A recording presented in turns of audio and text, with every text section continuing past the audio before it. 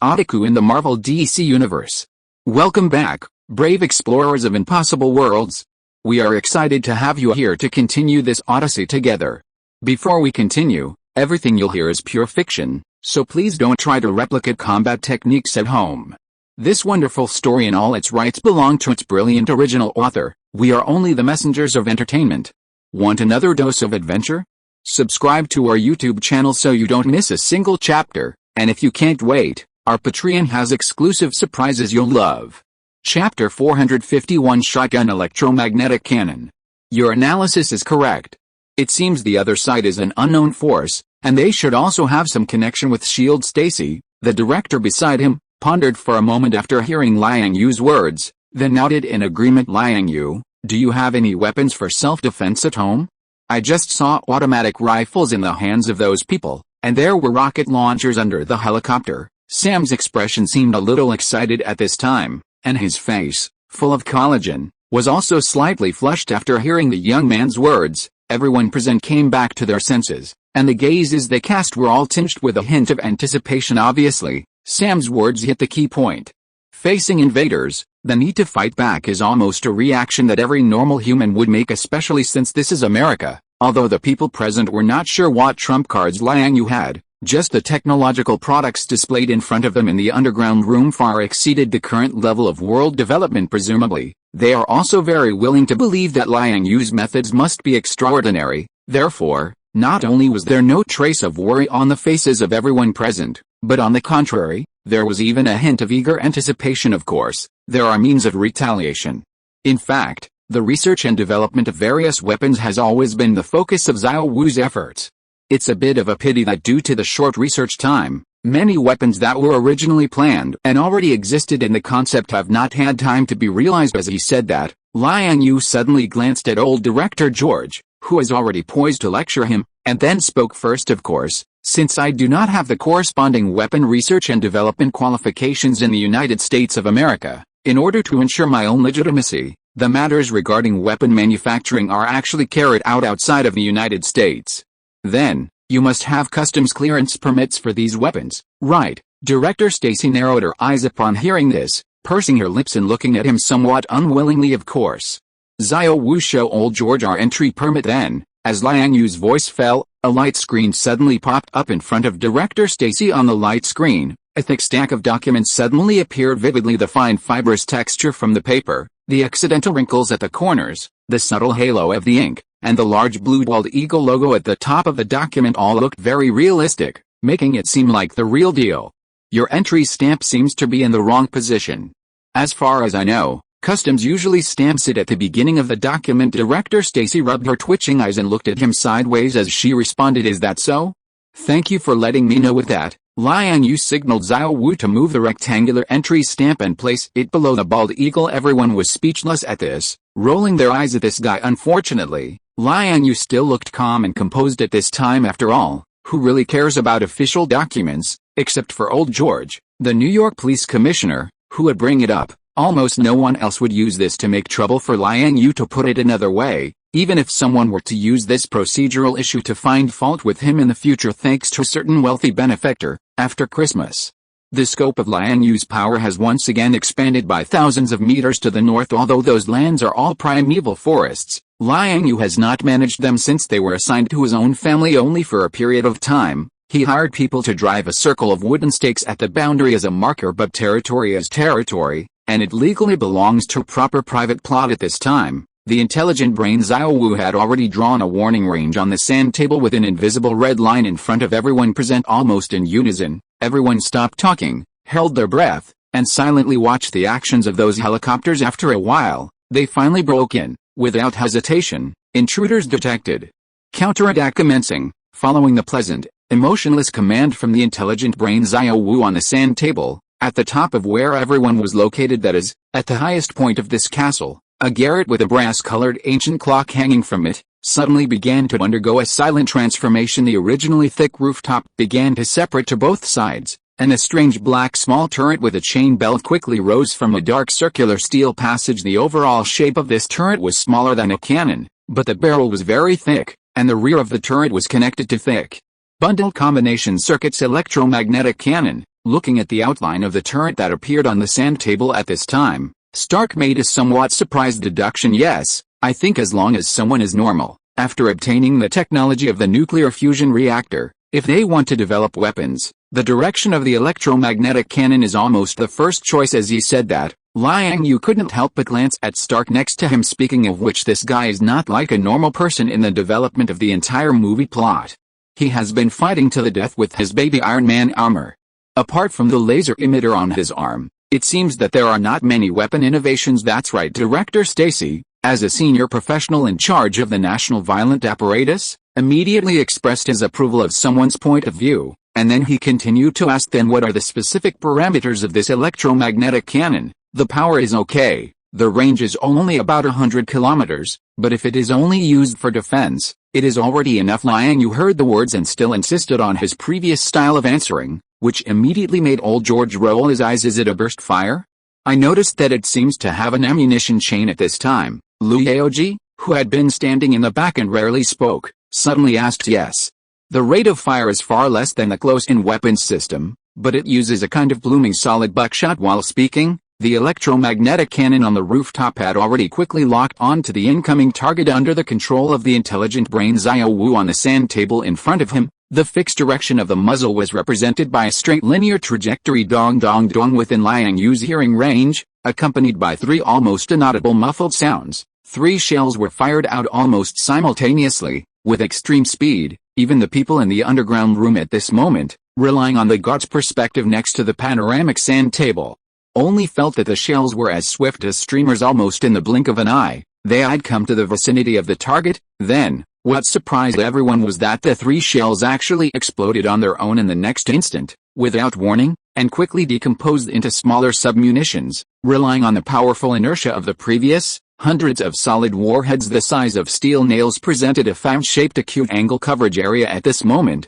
directly passing through the helicopter group. Subsequently, 5 armed helicopters were instantly disintegrated for a time. Various parts flew around. Blood mist accompanied by pieces of flesh and bone stubble were scattered everywhere. Only one helicopter flying a little lower was lucky enough to have its upper rotor blade smashed, and the fuselage was also penetrated by 6 or 7 bowl-sized holes, but fortunately it retained its complete model. Chapter 452 Cluster Electromagnetic Bomb?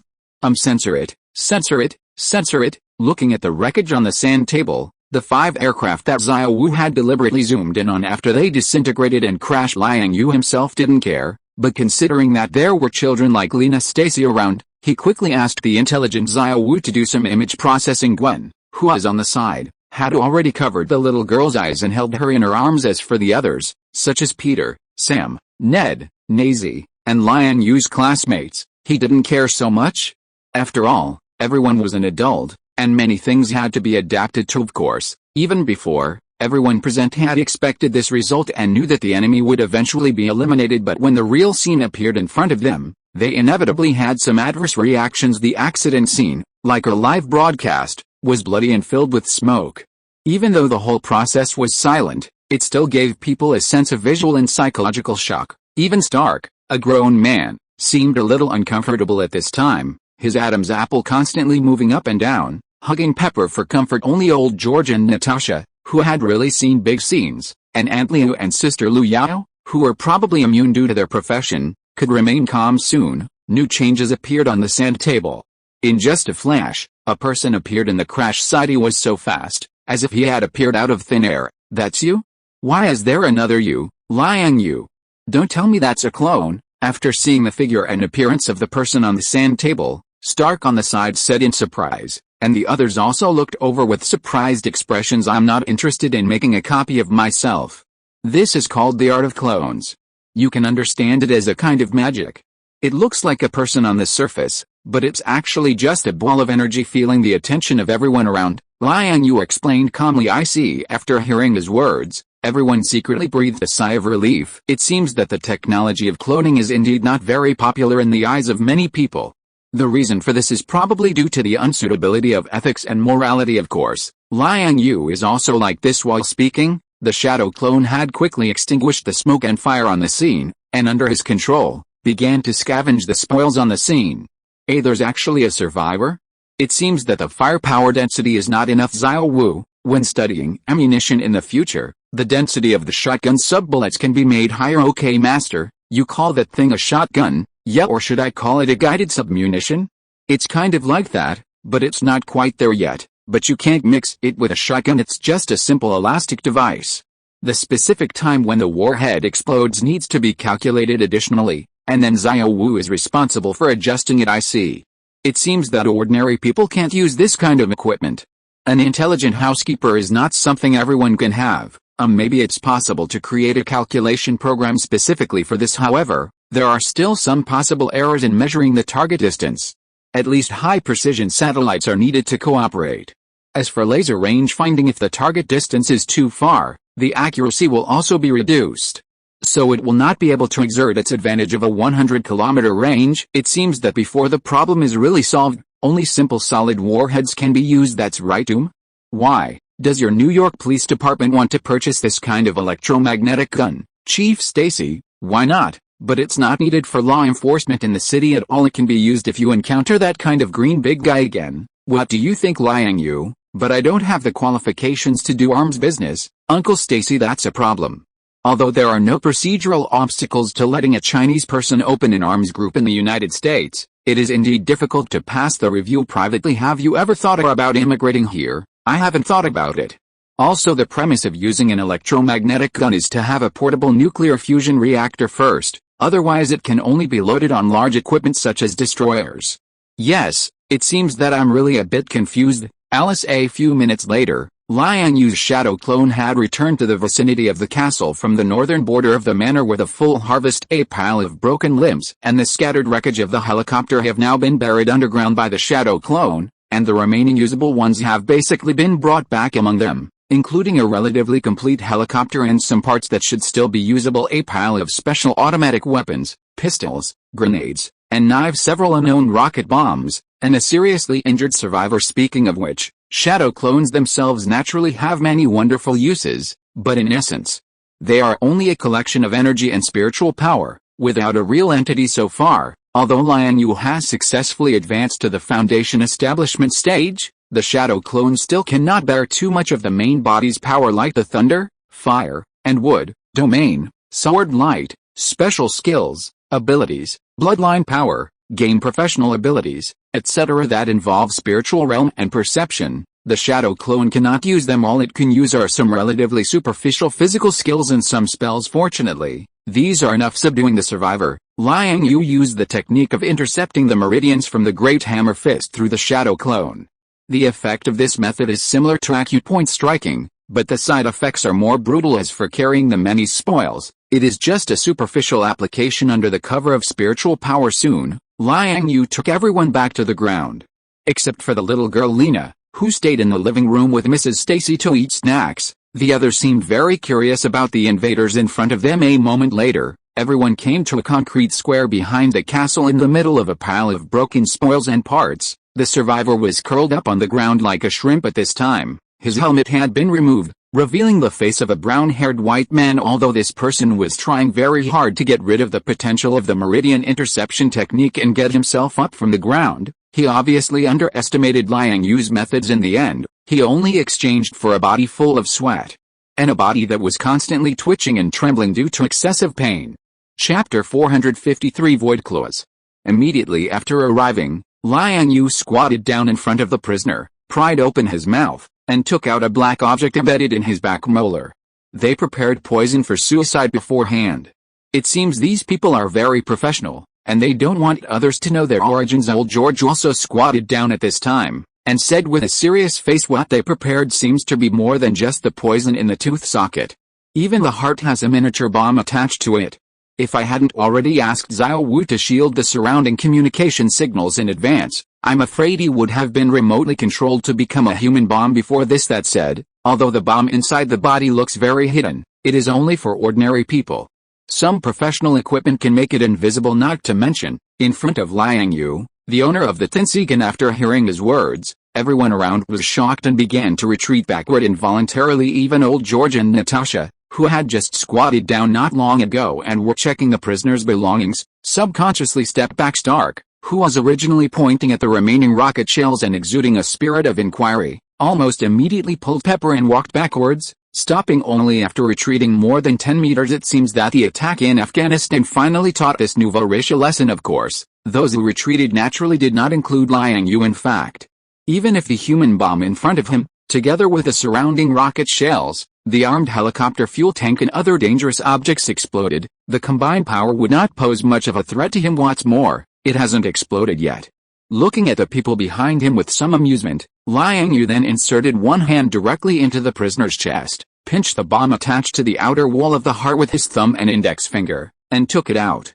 The whole action was as easy as reaching into a bag to grab something, quite light and casual throughout the whole process. Liang Yue's arm and palm seemed to have disappeared, in a semi-transparent state that was both like and unlike. Moreover, after taking out the bomb, there were no scars left on the prisoner's body. Oh my god.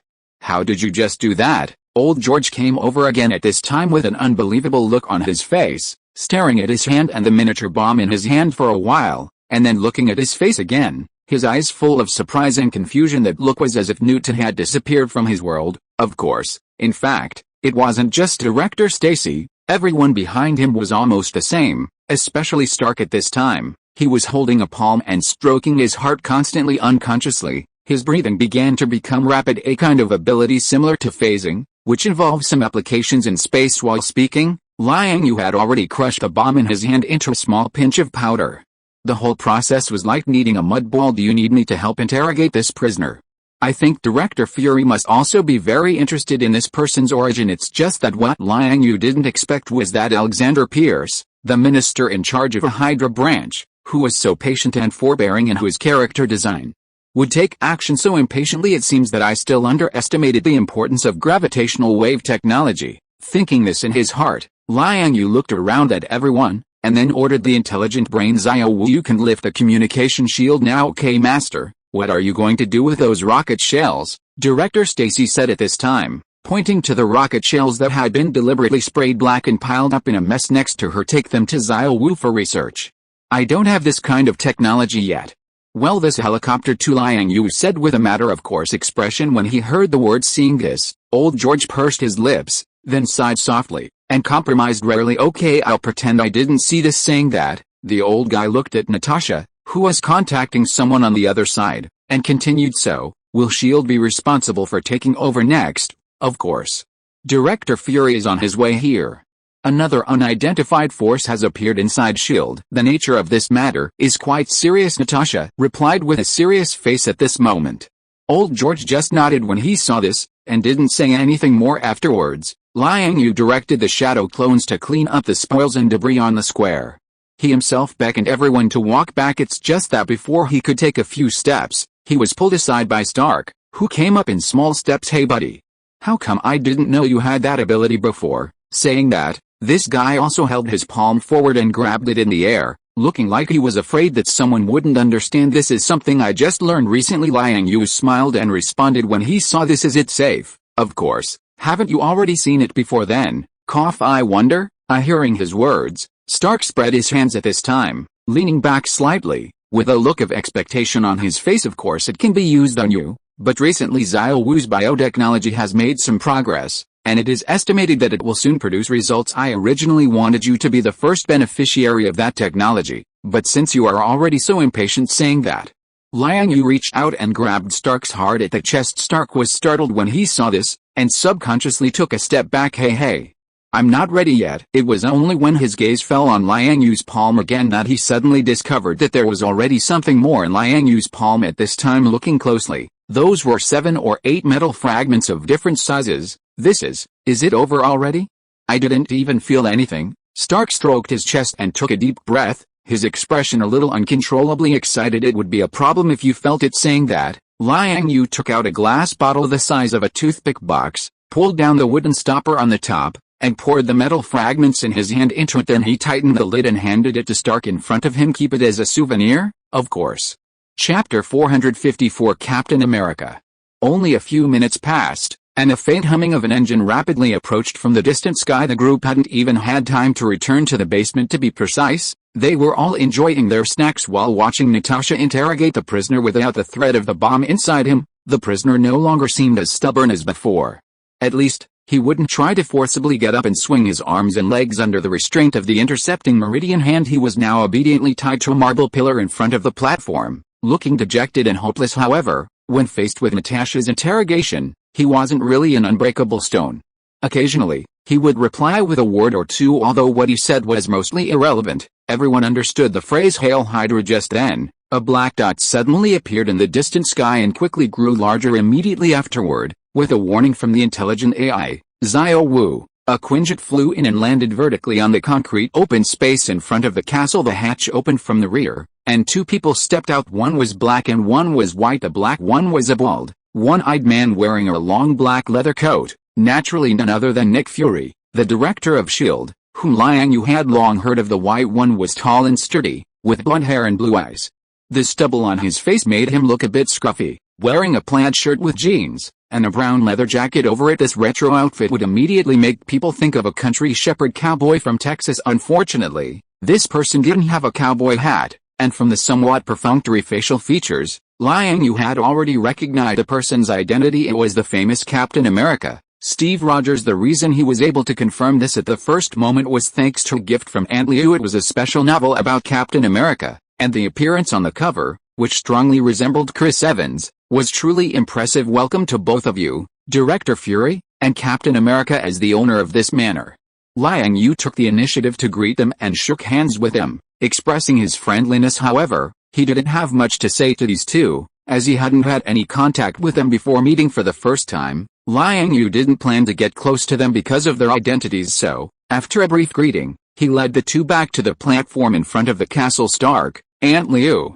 Director Stacy, and others were familiar with Director Fury and quickly started chatting. Steve next to him seemed a bit shy, but after learning of his identity, Liang Yue's classmates quickly surrounded him, asking questions with admiration and excitement. Seeing this, Liang Yue very knowingly brought over a pile of thick notebooks and a pen. Little Spider, Holland, even ran back to his room in a puff of smoke, took out his old Polaroid camera, and looked like he wanted to take a photo with him for a souvenir. Nazi, who was standing beside him, looked a little reserved at this time, but after bringing 2 cups of coffee for the two newcomers, she stood beside Liang Yue. Obviously, as a Japanese, she probably didn't regard Captain America as an idol, but she wouldn't miss the opportunity to ask for an autograph and take a photo.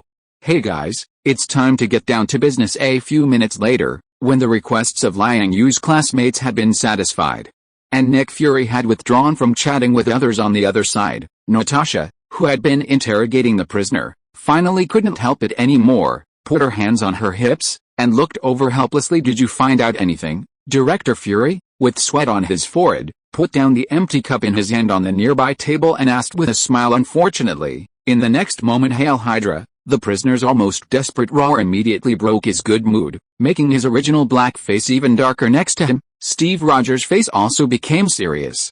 He separated the classmates around him and quickly walked to the prisoner with Nick Fury. Obviously, on the way here, they didn't seem to realize that they were about to face information about Hydra. Moreover, according to the message conveyed by Natasha earlier, the organizational force of this prisoner seemed to be from within their S.H.I.E.L.D. The problem was big. In the worst case, they thought it would be people from the World Security Council who had intervened. He said he's from Hydra. Other than that, he's been rambling like a lunatic. I think if you want to get some valuable information, you might need to use some drugs or professional equipment or something. Is that so? Director Fury glanced at Stark with a black face after hearing this, and then confirmed with Natasha. Yes, I can't use some interrogation methods here. Natasha nodded in response. Then let's go back.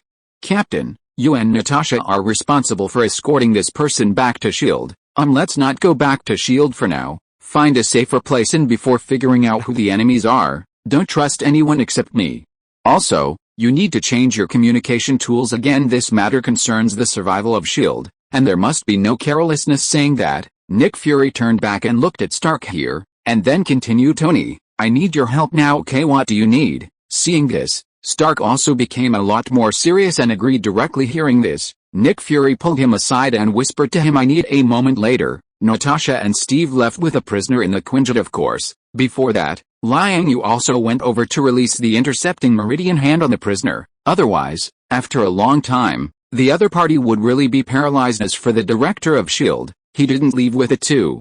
but instead prepared to stay and continue to visit the basement of Liang Yue's house in place of Natasha. To this, Liang Yue could only sincerely praise in his heart. This guy's mentality is really good. Now that the house is on fire, and his home is about to be taken down by others, he can still hold his breath so calmly. Chapter 455 Nick Fury. Back in the basement, the crowd's enthusiasm for visiting Liang Yue's scientific research projects was not interrupted by the previous little episode. In fact, the appearance of such blatant and despicable covetous behavior made everyone present begin to value this trip even more. However, Liang Yue found the SHIELD director, who had joined the team midway, a bit of an eyesore after all. How could a dark-skinned guy be as pleasing to the eye as the previous young lady? According to the previous plan, Liang Yue had intended to lead everyone past the panoramic sand table area and continue towards the next research subject. However, to his surprise, several heavyweight figures in the group, such as Aunt Liu, Stark, Director Stacy, and Director Fury, raised objections. In particular, the newly arrived Nick Fury seemed to pay special attention to the panoramic sand table displayed in the laboratory, which could monitor the surrounding area within a radius of 300 miles in real time. After entering, this guy immediately lay down on the table, using his only remaining eye to scan back and forth, overlooking the actions of the people in New York City. His eyes were full of shrewdness, revealing his voyeuristic tendencies without reservation. Of course, the others were pretty much the same apart from Stark continuing his technical exchange with the intelligent AI, Xiao Wu, Director Stacy, Aunt Liu, Betty, Sister Lu Yao, and Liang Yue's classmates were all in the same state at this moment. For example, Sam's roommate, the somewhat neurotic Leo. At this moment, he was trying to peek at a woman who was taking a shower through the tiny glass window of a high-end apartment building. However, this young man was just looking at it out of curiosity. However, if you really compare this technology with Project Inside, which SHIELD is planning and will happen in the plot of Captain America 2, you will find that it's better to use your own eyes to see than to rely on some illusory and nonsense AI algorithm. Let's cooperate, Liang Yue. I heard you complained before that you don't have the qualifications to produce and sell arms in the United States. How about I help you solve it? After a while, Nick Fury finally raised his head from the sand table, then tried to put on a serious face and looked at Liang Yue with burning eyes. I don't plan to cooperate with you until you resolve your internal conflicts, Liang Yue responded bluntly. After hearing this, his words were actually a disguised rejection of the cooperation request, because if everything still follows the script directed before, there probably won't be a SHIELD for a long time to come, that's for sure. We at SHIELD are even more concerned about the appearance of Hydra. I heard Natasha say before that you said our SHIELD has been infiltrated. I wonder if it has anything to do with today's events. Also, how much do you know about Hydra? Director Fury didn't seem surprised by his words. He changed the subject and subtly brought the topic to Hydra. Obviously, this was still Liang Yue's fault for being talkative before. However, he didn't intend to say much, just slightly set the direction of the topic. Some old people who have existed since the Paperclip Project are influencing the direction of SHIELD's development. The Paperclip Project refers to the nearly plundering of a large number of scientists, engineers, and other outstanding talents from Nazi Germany by the United States in the later stages of World War II. Driving them to work for them. It was precisely because of this action that the former world factory, the United States, leap into the world's strongest country in terms of technological development and research strength in a short period of time. In reality, the scientists in the Paperclip Project made outstanding contributions to this country, but in the current Marvel world, they represent the infiltration of Hydra. It has to be said that this kind of conjecture and depreciation by Americans is quite excessive and immoral. The range you've circled is a bit too big. Director Fury looked at him with a leathery face, obviously not satisfied with this answer. It doesn't matter. You can continue to screen down this line, and there will always be gains afterwards. Liang Yue didn't say anything more. After saying hello, he gathered everyone and continued to the next stop. Oh. Is this the biotechnology you mentioned before? Outside a closed laboratory, Stark once again pressed his hands against the thick glass wall, watching Ms. Tifa, who was floating quietly in the biological maintenance pod, and exhaling hot air from his nostrils. When he turned around to ask Liang Yue, he even forgot to manage his expression, looking excited and amazed. It wasn't until Pepper couldn't stand it anymore and pinched his kidney hard that he suddenly returned to his original state. However, Liang Yue could also understand the mood of this big dog household. After all, she was a goddess, and her figure, face, and clothing were all perfectly matched. Once she swept the world and continuously topped a certain most popular virtual image ranking list. It has to be said that aesthetics are actually unified among all human beings. Yes, This is something I accidentally obtained from a technological plane. Feeling the attention of the crowd around him, Liang Yue then explained with a normal expression. Speaking of this, Liang Yue suddenly paused, embarrassed to say that the thing in front of him was essentially a reboot doll, changed his tone, and continued, of course, this is not the point. The biological pod carrying this lady is the point. It itself has quite good biological maintenance and repair functions. After being deduced by Xiao Wu for a period of time, it has now touched the genetic level, but there is still a distance from the real restoration, broken arm regeneration. Now, it can be used to treat some relatively superficial diseases, such as skin diseases, scar recovery, not too serious wound healing, hair loss treatment, and quite good muscle maintenance ability. After speaking, Liang Yue gestured to everyone and led them to an open laboratory next door. The room contained a rectangular, semi-enclosed container filled with light green liquid, and a jar of translucent ointment placed on a metal table. These two things are Xiao Wu's recent research results on that biological maintenance pod. The rectangular container is used for muscle maintenance and can effectively restore the body's functions, adjusting the body's condition, including recovery after illness and other issues. Long-term use is more effective. As for the things in the jar, they can be used as restorative cosmetics and ointments. Apply it to the wound or scar, depending on the size and degree of damage to the affected area. If it's not too serious, it can be completely restored within 2 days. It's non-irritating. Just use it before going to bed. Standing in front of these two achievements, Liang Yue began to introduce them to everyone in a calm manner. This is actually the key project he recommended in this visit. Chapter 456 Nanotechnology. Quickly, the better part of the day passed, and evening arrived in the blink of an eye. Stark, Nick Fury, Aunt Liu, Lu Yaoji, and the others had all left one after another, and upon leaving, Liang Yue gifted each of them a jar of cosmetic cream as a present. As for Betty, Liang Yue had originally planned to have her stay overnight, but with so many people present, she still seemed a bit reserved in the end. She insisted on leaving in Stark's helicopter. Liang Yue could only let her do as she pleased. However, his classmates chose to heed his advice and continued to stay at the manor, enjoying a leisurely weekend, including Gwen and her little cousin Lena, who had both received permission from the Stacy couple to stay overnight. In fact, this was what Liang Yue had originally intended. After all, helping to entertain guests was just a side task. The real purpose was to have an occasional gathering with classmates. Really, did Liang Yue really lack professional service personnel? In addition, regarding the previous scientific research visit and exchange in his basement, most of the people had already achieved their goals and returned satisfied. Stark understood Liang Yue's general situation and had a pleasant afternoon communicating with the AI. Xiao Director Fury didn't reach any deals with him,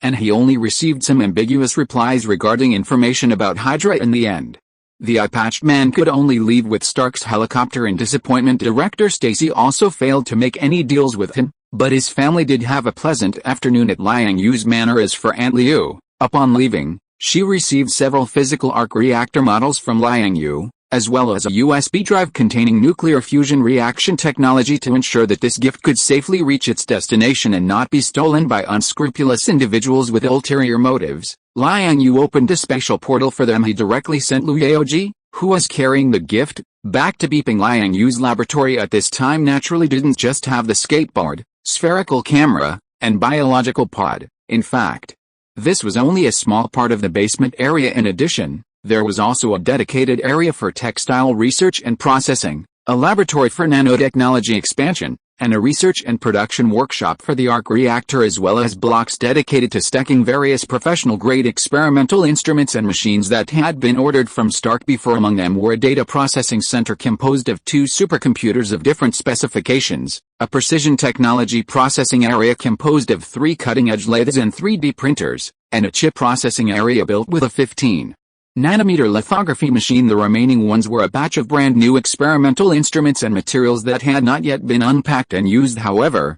in view of Hydra's previous coveting of the manor and its unhesitating attack, Liang Yue, after careful consideration, still planned to move some of them directly into the stronghold world as a backup anyway. Now that he had the arc reactor, the village was no longer short of electricity. Moreover, later, when Liang Yue entered the heavens and myriad worlds to train, the time flow in the stronghold world would passively align with him.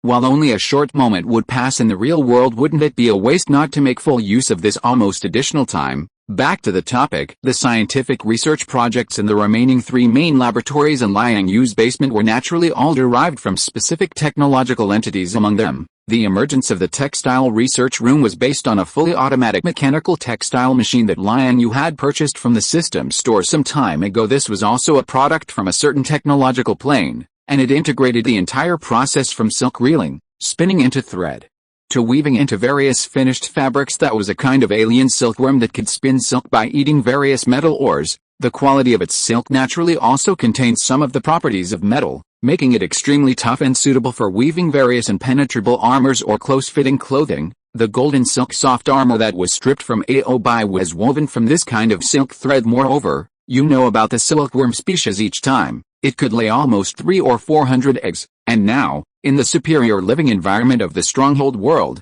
and after following Liang Yue through several heavens and myriad worlds, a large number had already been bred. Therefore, as long as there were sufficient metal ores, Liang Yue's alien silkworm silk would not be lacking. In addition, there were blended products combined with various cotton silk, spider silk, ceramic fibers, and other products. In reality now, these various silk fabrics have been applied to all aspects of his and the women's lives. Not only equipment, but even daily clothing is made of this type of fabric. Previously, among the gifts sent to Elizabeth, there was a genuine scarf made of wool and special silk threads from the stronghold world. After taking over this fully automatic textile machine from Liang Yue, Xiaoyu began experimenting with the processing and testing of various textiles. Bulletproof and stab-resistant properties have almost become standard equipment for products here. In addition, the so-called nanotechnology laboratory in the basement mainly referred to the nano-tracker that Liang Yue had purchased from the mall, originally used to protect Betty's safety and locator. It had been integrated into the woman's body. However, Liang Yue returned from his studies some time ago and imprinted a fairy flying thunder god mark on Betty's body, and the nano-level tracker seemed a bit redundant. As a result,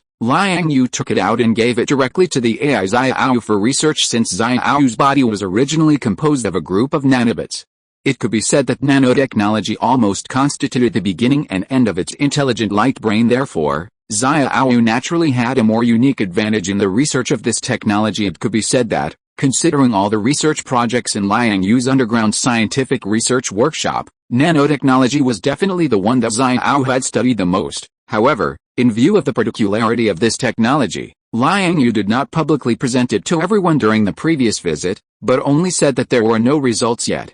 Chapter 457, Running in the Moonlight.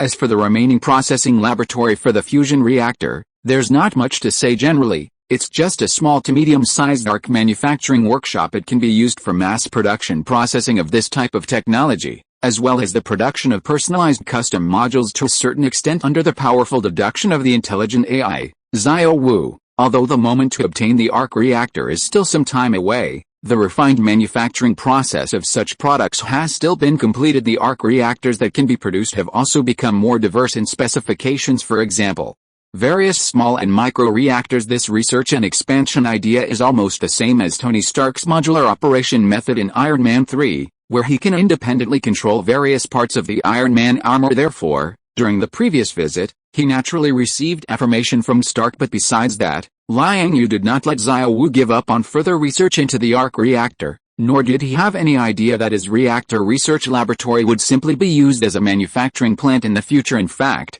in Liang Yue's view, the current ARC reactor technology is at most a product of a certain stage. At least, it is far from the heavy fusion technology in the Wandering Earth, which can generate energy by reacting various stones, soil, ice and other substances without any restrictions. Stark's ARC reactor used palladium elements for fusion reactions in the early stage, and now uses the unknown new element designed by his father. Xiaoyu also uses this unknown element, but it is not obtained from Stark's authorization. After all, after knowing the principle of generation and the model structure, it is not difficult for an intelligent optical brain to deduce the manufacturing method of this element. In short, developing that kind of heavy fusion technology is the phased goal set by Liang Yue for Xiaoyu. Therefore, within the current ARC reactor processing area, there are still quite a few scientific research laboratories reserved for the research and development of next generation technologies. Night. The bright moon hangs high, surrounded by dark clouds. At about 1 or 2 o'clock in the evening, Liang Yue,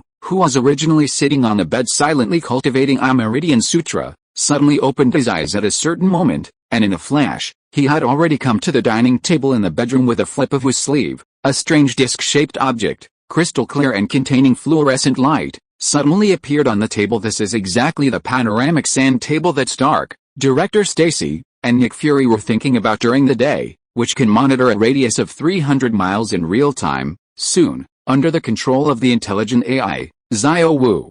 The sand table in front of him began to start. This precise metal disc, like an abstract mechanical peony, blooms outward following a certain sequence. In the process, there was a faint clicking sound. After about 7 or 8 seconds, pieces of virtual light curtains ejected from the plate, encompassing all the scenes within 300 miles centered on the manor. At this moment, the scene on the night sand table appeared a bit dim. Only the lights in New York City in the distance were still flickering. The rest, except for the occasional vehicles passing by on the road, almost all relied on the moonlight in the sky for lighting. However, this is not a problem for the panoramic sand table in front of you under the control of the intelligent AI, Xiao Wu. The silver moonlight soon began to strengthen, like mercury pouring down the ground, and for a time, the entire earth was covered with a layer of warm silver brilliance. Even the dense and chaotic native forest in the distance, under the illumination of the moonlight, was set off by patches of swaying silver light spots. However, the layer of silver light that Xiao Wu applied to the sand table was obviously not just a simple color display cover.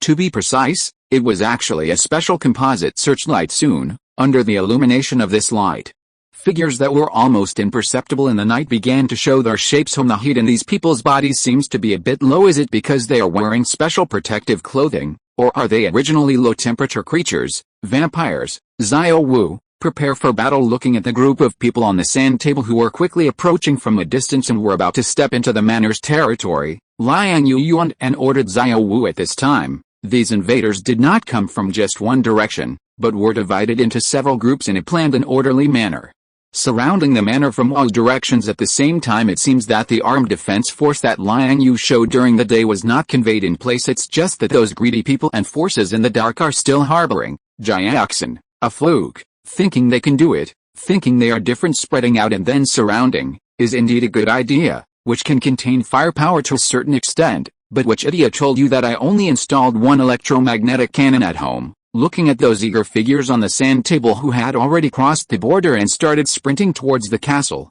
and the speed was a bit too fast to be human, Liang Yu couldn't help but curl the corners of his mouth at this moment, with a hint of pity in his smile. Then, in the next moment, one square opening after another suddenly split from the circle of originally flat and unusual concrete slabs at the base of the castle wall. Immediately afterwards, 20 or so seamless turrets constructed of solid steel plates rose quickly from below. One by one, the turret as a whole is like a solid trapezoidal tank turret, with only a slightly thicker barrel exposed outside. This is exactly the shotgun electromagnetic cannon that Liang Yu showed to Stark and others during the day, and belongs to the same batch of products as the one on the rooftop terrace. The reason why it looks a bit different in appearance is because the electromagnetic cannon during the day was deliberately shown to others, including the ammunition chain, the shape of the gun body, and the connection lines at the rear, etc. Now that the real battle is about to begin, who would be stupid enough to expose the structural weakness of the electromagnetic cannon again? Looking at the figures on the current panoramic sand table who are still speeding over from all directions, several of the fastest runners even ran nearly 400 or 500 meters in a short 10 seconds,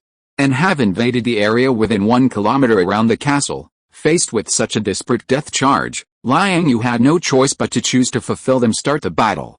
Chapter 458, A Flood of Barrage. As Liang Yu gave the order, the land outside the castle, which had been filled with the sounds of the night, the moon, singing, and the chirping of insects and animals, suddenly fell into complete silence. It was as if, in that instant, the creatures of the outside world simultaneously sensed the chilling murderous intent beneath the night, and they all held their breath, burrowed into the earth, and huddled in dark corners, fearing being caught in the crossfire. Only those groups of figures under the night were still running frantically, heading towards the brightly lit castle as if their lives depended on it. But the next moment, what awaited them was a barrage of countless bullets accompanied by the mechanical buzzing sound that made people change color upon hearing it. The air seemed to become scorching hot at this moment. One by one, piece by piece, bullets with strong impact force were sprayed out as if they cost nothing. Under the propulsion and crowding of the ultra-high rate of fire, countless bullets cut through the air, turning into streams of fiery light in the darkness, swaying and dazzling like fireworks blooming across the screen. In just a moment, the entire space surrounding the castle was filled in Liang Yu's eyes. At this moment, those figures running and charging over were like a group of ants swarming from all directions, brave, fearless, but also equally ignorant what they were facing was a force that could not be resisted at all, like a volcanic eruption. Faced with this kind of ultra-modern military defense, it was not enough to describe the situation these people were facing as a mantis trying to stop a chariot. In just a single exchange, the group of alien creatures that had been running wildly in the moonlight were directly shattered into pieces by the exploding bullets, puff puff puff, accompanied by a series of extremely faint, yet frightening and even hair-raising muffled sounds. Patches of blood mist that exploded suddenly filled the entire area within a mile or so of the castle. Various pieces of flesh, blood, and bone splinters flew in all directions, and the sparse, scattered remains of corpses even spread out over 100 meters. However, the targets in front of them were not enough to exhaust the power of those electromagnetic buckshots, so much so that even the originally tall and lush native forest in the rear suffered in this attack. Large swaths of trees were directly riddled with holes, and then turned into a cloud of fragmented wood chips and leaves, falling one after another, leaving only a thick mess and mottled stumps in place. And such a scene stretched for hundreds of meters. But this entire process, from the moment Liang Yue ordered Xiao Wu to fire, to the moment the enemy was crushed and the barrage stopped, only took less than 2 seconds. Unfortunately, even under this extraordinary battle formation level attack, the enemies on the opposite side were still not completely dead, or rather, not completely dead. They've been beaten into fragments and still want to piece themselves back together. The vitality of these things is really strong. Through the supervisual ability of the Tensigan, Liang Yue could see the scene clearly even without the searchlights on the sand table at this moment. On the grasslands within a mile or so of the castle, pieces of flesh and bone fragments were frantically twisting and rolling on those piles of bloody, scattered corpses. Although droplets of blood were about to seep into the soil, they were still unwilling to give up, and had a tendency to desperately gather together even if they were originally part of the same entity, and were still separated by hundreds of meters from each other. They still could not isolate the connection between them. This situation really made people have to sigh. How disgusting.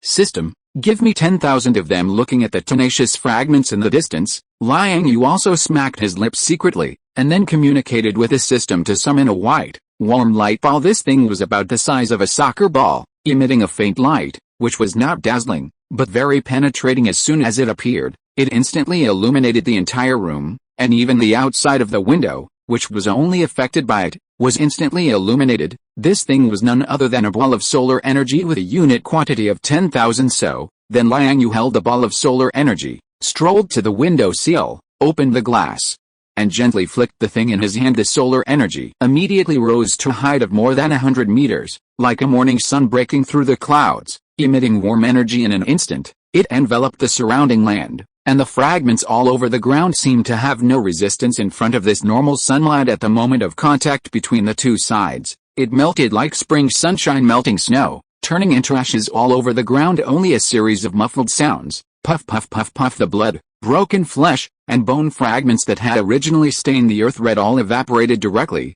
The scene was really quite environmentally friendly. There's still one that didn't die. At this moment, in Liang Yue's vision, a bat with a wingspan of about 3 meters, looking a bit like an Australian fruit bat, but with a blood-red body, suddenly flew into the sky. It turned into a blurry gray shadow, rapidly leaving towards the distance. That speed had definitely exceeded the speed of sound, but it did not produce any physical reaction. Before, it had been hanging upside down under the trunk of an ancient tree, as quiet as a chicken, so that Liang Yue didn't even notice it at first. How you don't plan to live and die with your warriors? Do you want to be a deserter? Seeing that there was still a fish that slipped through the net, Liang Yue immediately curved the corner of his mouth, quickly stepped on the window sill, and the whole person instantly darted out. When he reappeared, he had already arrived at the battlefield a mile away, which was still in a mess. Then, a purple glow suddenly surged around his body, shining brightly under the shining sunlight, like a brilliant purple haze. In just an instant, it wrapped Liang Yue and turned into a rainbow of light, drawing a perfect parabola in the air, chasing after the bat fleeing into the sky. Before and after, it probably only took more than half a minute, and he caught up with the bat's figure. Hey buddy, you don't plan to live and die with your warriors? Do you want to be a deserter? If you are listening to this novel on a channel other than Fanfic World, it means it was downloaded and re-uploaded without effort. We warmly invite you to visit our channel, Fanfic World. There you will find the original version of this story and many other novels of various genres. We look forward to seeing you dive into a world of incredible novels. Chapter 459. This matter. Looking down at the old bat that seemed surprised by his appearance and was baring its teeth at him, Liang Yue couldn't help but feel a bit amused. This was the first time in his life that he had seen such a large bat, although in terms of size and imposing demeanor, this old thing was far inferior to Rachel Chinese martial artist. Liang Yue. I didn't expect you to run out of that castle on your own initiative. I can't be blamed for this, as you guys would say. It's like finding something without even looking for it. Today, I'll let you know the consequences of harming my holy clan. From the other party's hoarse voice, which sounded like a dual-channel fuel injector, Liang Yue clearly heard a sense of unexpected joy, as if he was the one being intercepted, not the other way around. I've long wanted to catch a vampire to study, but the ones I encountered before were just small fries. Today, let me see what you're capable of. As you wish. After a brief exchange of words, Liang Yue stopped talking nonsense. With a turn of his body, he directly blocked the other party's flight path. Vaguely, a chaotic sound began to echo in Liang Yue's ears, making him feel like he wanted to vomit and have diarrhea. Ultrasonic waves? This seems to be a bat's instinct, but since the other party is a bat demon, the means it uses to deal with me shouldn't be simple. In a flash of thought, Liang Yue had already understood the other party's methods originally. According to his instinctive reaction, when facing the enemy's attack, he would naturally have to dodge to the side, and then take advantage of the situation to use an aerial maneuver and cut the thing down with a sword. However, now that he was facing a method he had never seen before, he suddenly changed his mind and decided to confront the other party head-on, so as to see the characteristics of this attack. With this thought in mind, Liang Yue also opened his mouth and, facing the oncoming yellow wave, spat out. In an instant, a turbulent wave of cyan-green energy surged out. This thing was not a physical object, nor was it a wave-like attack, but if it had substance, its momentum would be far greater than that of the old bat. As soon as it appeared, it immediately stirred the senses of the entire area, as if it could communicate with heaven and earth at this moment. Even space seemed to be trembling because of it. Vaguely, these sounds naturally combined to form an abstract dragon's roar. This was exactly one of the only two supernatural instincts that Liang Yue had learned from the Wind Phantom Dragon growth template Breath of the Wind Dragon. In essence, this was actually a torrent composed of countless tiny wind blades. From this point of view, it was somewhat similar to the ultrasonic waves used by the old bat on the other side, but at this moment, anyone with eyes could see that, compared to Liang Yue's mighty dragon breath, the other party's ultrasonic waves were too thin, and the reality was also the same.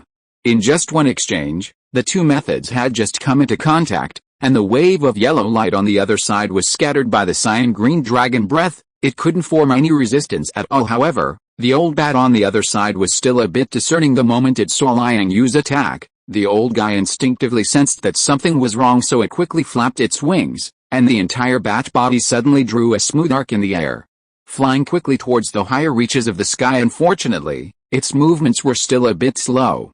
The cyan-green dragon breath was extremely fast, arriving almost instantly. In the blink of an eye, it directly took away half of its body. Its short legs were directly scraped off. A hole was also torn open in its slightly protruding belly. Its internal organs and intestines fell out, and blood kept spilling from the air as if it were free. After breaking the enemy with one move, Liang Yue didn't stop, nor did he intend to let the other party go. In the next moment, a flash of purple light was seen, and he instantly appeared in front of the old bat, and between rapid movement and rapid stop, his 5 fingers reached out and directly grabbed the other party's neck, fixing it in the air. Who knew that this old bat not only didn't surrender at this time, but even dared to resist? The 2 wings that were originally flapping were immediately wrapped up, and the claws growing in the middle of the wings scratched towards his temples from the left and right. Unfortunately, in the next moment, on the opposite side of these claws, 2 golden sword lights appeared out of thin air. With a gentle slash, the old bat's pair of wings were immediately cut off from the roots.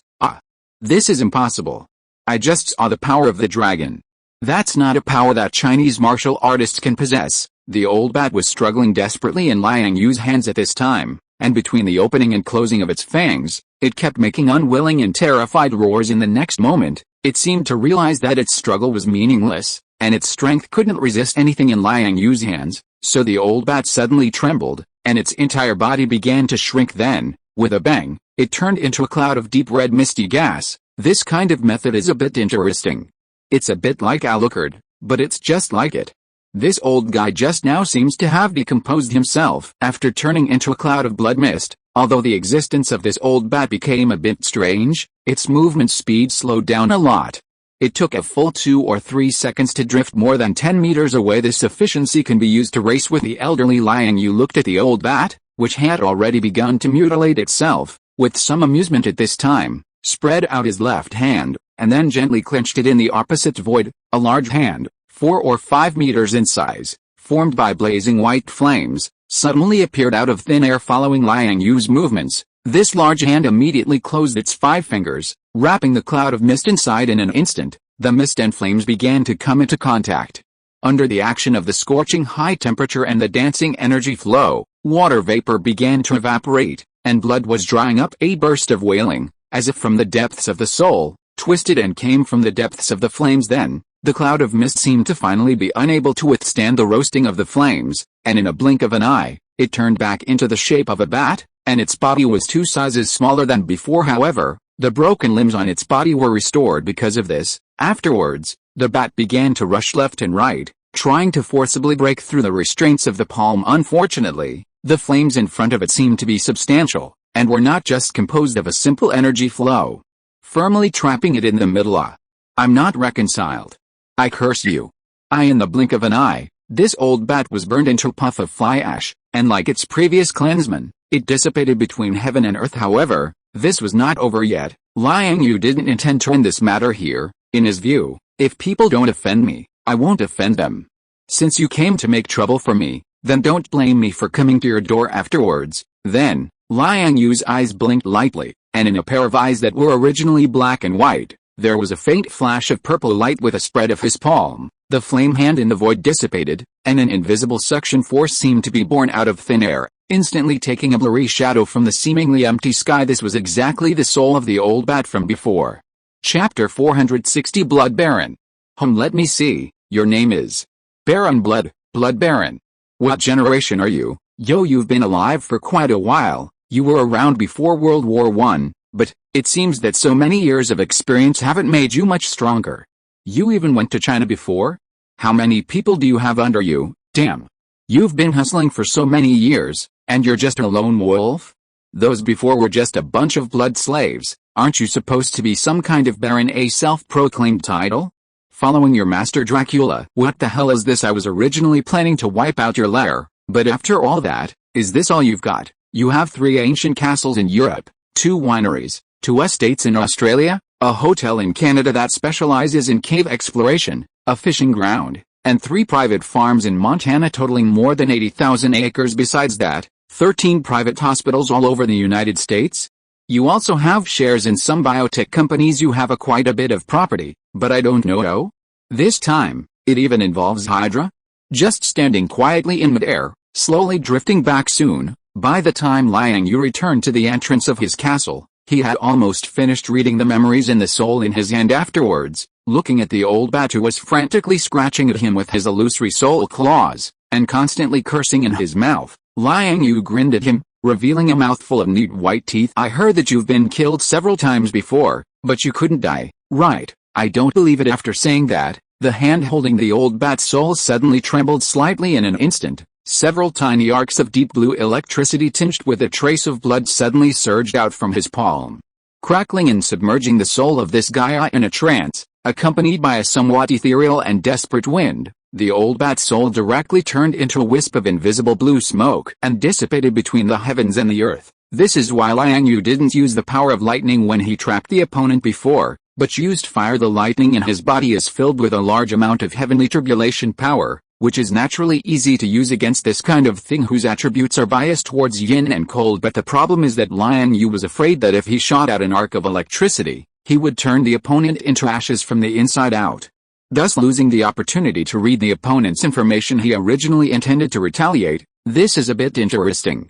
I just think it's a pity that the old guy's property will benefit the American government for nothing. Thinking of this, Liang Yue turned his head to look at Glenn, Peter, and Nizi, who were walking out of the gate, and smiled at them. Then, regardless of the fact that it was 2 o'clock in the morning, he directly had Xiao Wu make a video call to Nick Fury. The ringtone had only just rung once, and the phone on the other side was immediately connected. Then, appearing on the other side of the video was a neatly dressed black face, with a bright office in the background, and people coming and going could be seen in the corner. Hello, Director Fury, I am very happy to receive your call, Mr. Liang Yue. Then, You must already know what happened at my manor just now, right? Yes, the previous commotion was not small, including the situation in the end when you fought with that bat. I think many people in the United States should have stored the previous footage, although it is a bit late now. Okay, the purpose of my call is actually to make a deal with you. Oh? What deal? I want to legally receive the property that old bat possessed before his death. Oh? That's not easy, Mr. Liang Yue. As far as I know, you are not his relative. Strictly speaking, after his death, that is, from now on, his property already belongs to the governments of various countries. It is not so easy to make them spit out what they have put in their mouths. That's why I want to make a deal with you, Director Fury. I have some information about some of the things in the old bat's life. He has lived for a long time during World War I and World War II. He fought for Germany, so he has always maintained contact with the forces. Are you saying that he knows about Hydra? To be precise, he came here to carry out this attack because he accepted a commission from Hydra. What is your certainty that this information is true? 100%. If that is the case, I think this deal can be established, but I have to get the information first. As for the property acquisition, that will take a process. No problem, I am always very patient. Then, I will send someone over now. After negotiating the deal with the black charcoal head on the other side in front of the three classmates, Gwen and the others' eyes obviously changed a bit. So, you're going to have another fortune? Holland's appearance at this time seemed a little dazed. Obviously, this Honesman boy had never imagined that the world could operate like this. The other party is an old vampire who has lived for nearly a century, without any children or relatives. This sudden attack was commissioned by the remaining forces of Germany without an heir. It is decided that his property will be taken over by the government, but I think that compared to this decent property, the government wants more information about those remaining forces. This is just a deal. Anyway, even if they don't agree, I will personally go to the old bat's house and take over the spoils that belong to me. Saying that, Liang Yue took the three back to the living room, comforted them a little, and then sent them back to their respective rooms. Afterwards, he turned his gaze to the other residents, who were also tenants obviously, without special training and without any extraordinary talent. Sam, Ned, Leo, and little Lena were not awakened by the previous battle, and are still sleeping soundly, especially since the electromagnetic guns in Liang Yue's manor, as well as the castle itself, have been silenced by the intelligent brain Xiao Wu. As for why he didn't have Xiao Wu block the previous battle scenes, and the commotion caused was instead seen by many forces in the United States, this is actually Liang Yue deliberately doing it, as a means of showing force to the outside world. This is the United States after all, and the qualities it values do not include humility, patience, and compassion. Chapter 461 The Turmoil in S.H.I.E.L.D. And so it went. About half an hour later, the people Director Fury sent arrived under the cover of night. Aboard a Quinjet, the person who came was none other than Carlson, Liang Yue's former neighbor, who always presented himself as a good-natured person. After meeting, the two didn't waste any words. Liang Yue poured him a cup of coffee, and then recounted the intelligence he had obtained from old Batman. Following that, about 15 minutes later, Carlson left in a hurry. Liang Yue then returned to his room and continued to cultivate. Soon, more than a month passed in the blink of an eye, and the time came to the third month after Liang Yue returned from the various worlds. During this period, perhaps stimulated by the scenes of his previous battles with old Batman and others, or rather the one-sided slaughter, no one came to make trouble for him again. Not even the slightest bit of harassment or probing occurred. Everything seemed to be developing in a positive direction. Of course, in Liang Yue's view, the factors that contributed to this situation, besides the fact that his own side's combat power had exploded and was not easy to provoke, were also inseparable from the internal turmoil within S.H.I.E.L.D. just half a month ago. Director Fury, who had been preparing for a long time to eliminate the internal rebellion and the Hydra spies, finally couldn't help but launch an offensive. Liang Yue had no interest in learning more about the specific situation. He only knew that during this period, New York City and some scattered areas in the United States had experienced several large-scale firefights. The resulting casualties and property losses caused Nick Fury to become the focus of attacks by politicians in the media. Although,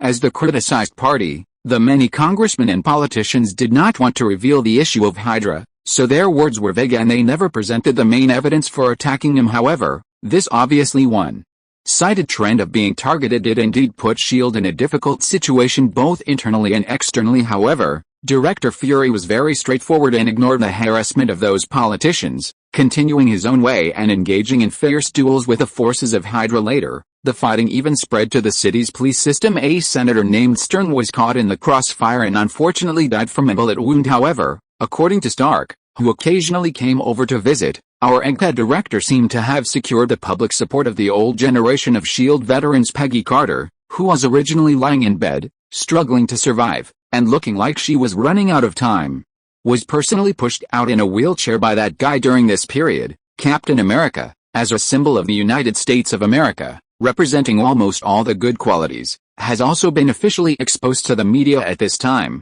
He was no longer the slovenly figure he had been when they met that day. Not only did he get a haircut and shave his beard, but he also wore his usual special combat uniform with the American flag on his strong and agile body. The appearance of Captain America also greatly aroused the memories of the people, who consciously or unconsciously began to stand on his side, as well as Nick Fury's side. In short, although the situation was still in a state of stalemate, in terms of media and public opinion, and even some knowledgeable people and politicians who like to follow the wind, people had already begun to lean towards S.H.I.E.L.D. After all, according to the thinking of normal people, although S.H.I.E.L.D. is a trouble, the Hydra organization itself is not a serious organization that represents justice. Of course, Liang Yue himself was not concerned about these internal conflicts among the American people, and he would not deliberately inquire about the gossip. The reason why he knew about these things was just because he obtained some information from the morning news broadcasts collected by the smart computer Xiao Wu every morning. In addition, Stark, who occasionally came over to visit,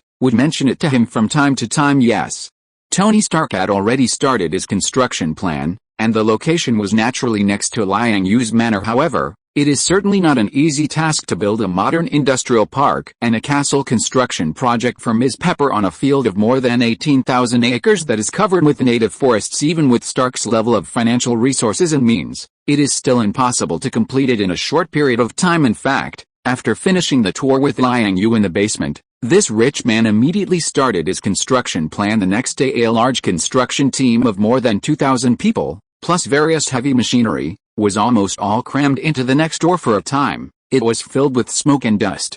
The humming of various machines, the shouting of workers, and even the noises of various vendors, food truck owners, delivery boys, chartered cars, media people, etc. who moved upon hearing the news. It was really a bustling scene, with endless noises, day and night, and even Liang Yue's side was a little affected by the construction site. But to be honest, there haven't been such large construction sites in the entire New York area for many years. This has indeed brought a long-lost vitality to the already solidified class of Greater New York. In particular, Stark's Industrial Park, which is under construction, is also close to the large area of slums in northern New York. This also brings a glimmer of hope for solving the local employment problem and improving people's social life. This can be regarded as one of the few good news in New York City recently. But even so, the construction site next door, which has been under construction for more than a month, has still not reached the point where people can live in it. Of course, this is not a problem for those construction workers who make a living from this profession. Various simple prefabricated houses, cars, and even tents can be lived in. But for Mr. Stark, who often claims to be the top person in the United States, barely making do with living there is definitely not his style, and the fact is indeed the case. Stark does not live on the construction site now. Whether it is the top floor space of Stark Tower or the private beach villa on Long Island, it is much more comfortable than here. It's just that, in order to express his importance to this industrial park, and to take the opportunity to run to Liang Yue's house to conduct some technical exchanges with his smart computer Xiao Wu, Stark would also put on his Iron Man armor and go around every 2 or 3 days, then transfer to Liang Yue's side, mooch a meal, and exchange ideas for an afternoon. Even if Liang Yue was not at home sometimes, it would not delay this guy's trip 2 to 3 times a week, almost without fail. Fortunately, during this period, senior sister Siko, Hinata, and teacher Shizuka are no longer soaking in the dungeon all day long. Otherwise, it would indeed be a very embarrassing and passive thing if there was no one at home to watch after he left. Chapter 462 Domestic Layout.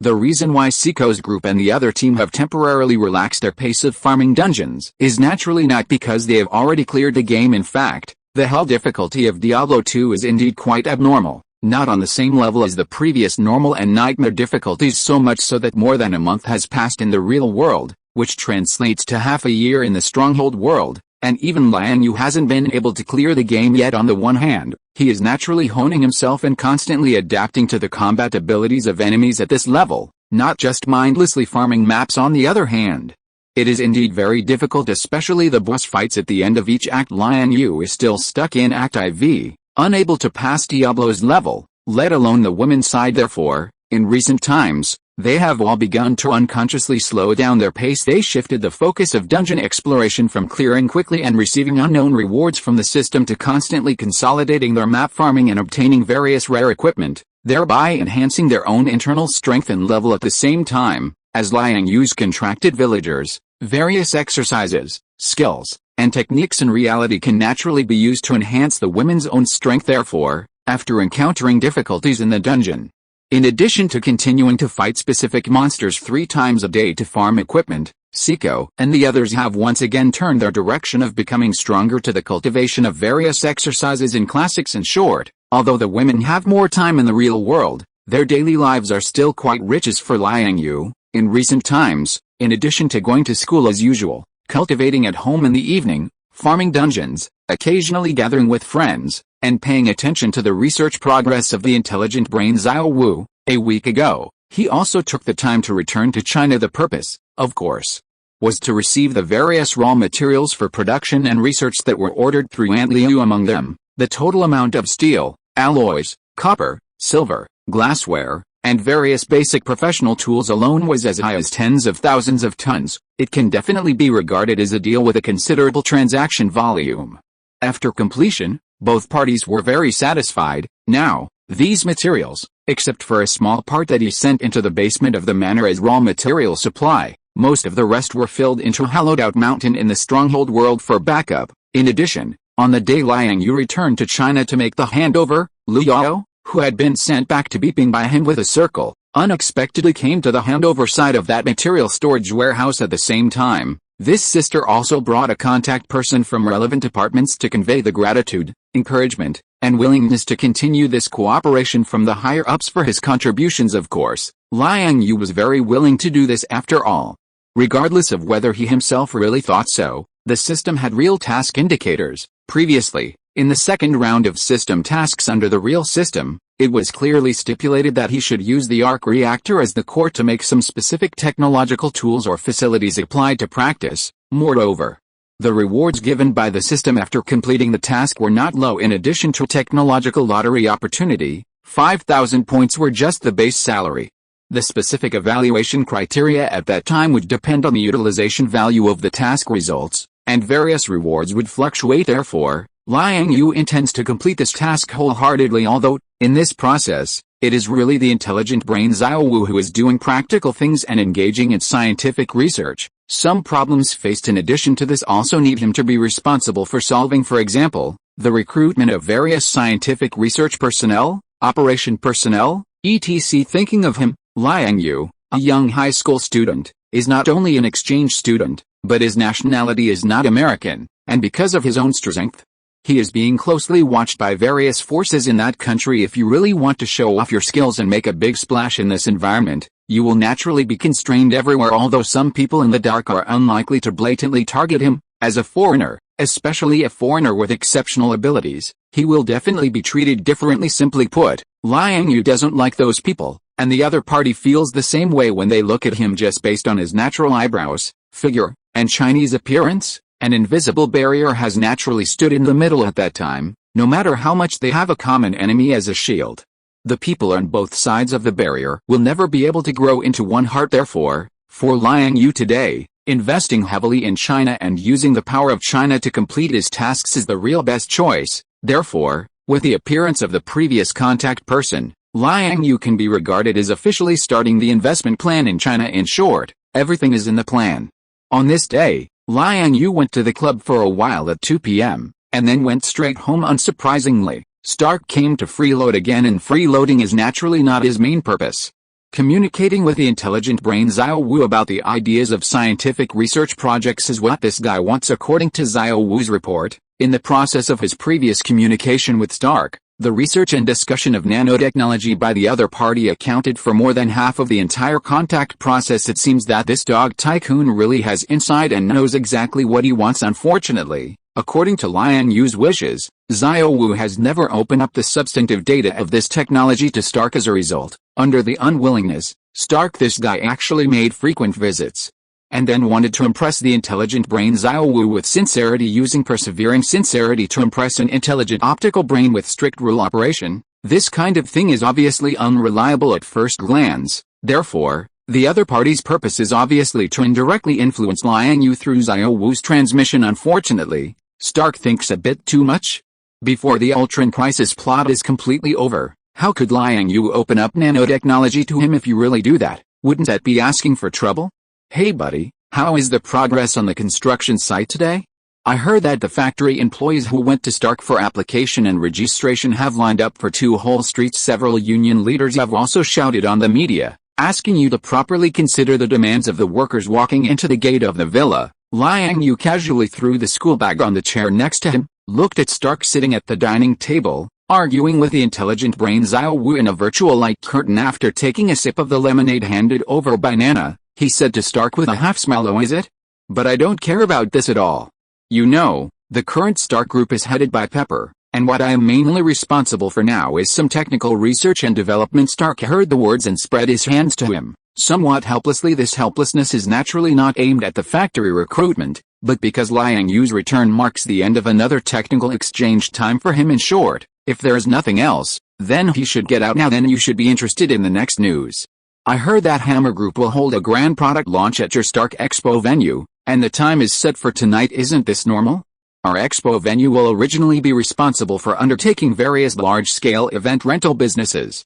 If it is Hammer Group, Pepper will probably attend for me then. So, you seem to have forgotten some of the information I once told you. Ivan Vanko is now hiding in the Hammer Group. With the technology he has mastered and his hatred for you, there is a high probability that he will continue to complete his revenge on you. Well, you said that, I seem to remember.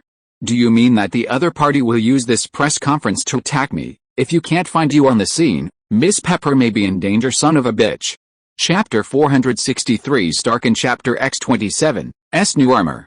Finally, Stark, who had been devoting almost all of his energy to technical research and development and visiting Liang Yue's home recently, finally woke up after Liang Yue's reminder afterward. This big shot rarely asked Liang Yue for a favor, hoping that he could help take care of Pepper at that time. As for Ivan Vanko, who planned to retaliate against him, Stark still insisted that he would solve this trouble himself. Xiao Wu, Stark should have already given a set of steel armor to Colonel Rhodes. Right after that, this armor was sent to Hammer Group for modification and an additional remote control program was added. That's good. It seems that the plot has not deviated due to my intervention. Nana speaking. Liang Yue looked at Nana, who was dressed in a maid outfit and waiting obediently beside him. What's the matter, brother? I'm going out tonight. Change into suitable clothes later and come with me. Really? Then what about the house? It's my turn to guard the house today. What if there are intruders at night? Looking at the surprised expression on the girl's face, Liang Yue reached out and stroked her head. It's okay. Xiao Wu is here for ordinary enemies. I can leave a few more clones later. If something really happens, I can rush back immediately. Then I'll go prepare now. After saying that, the little girl gave him a sweet smile, and then quickly ran to her room. Between her gestures, the originally somewhat aloof Nana even showed a bit of excitement. At the same time that Liang Yue felt surprised by this, he couldn't help but feel a little guilty. It seems, although we are together most of the time, there's still not enough time to really take care of each other. Like this. Thinking of this, Liang Yue pondered for a moment, then suddenly his heart moved, and the corner of his mouth curled up slightly involuntarily. That's right, maybe the previous public world can be used.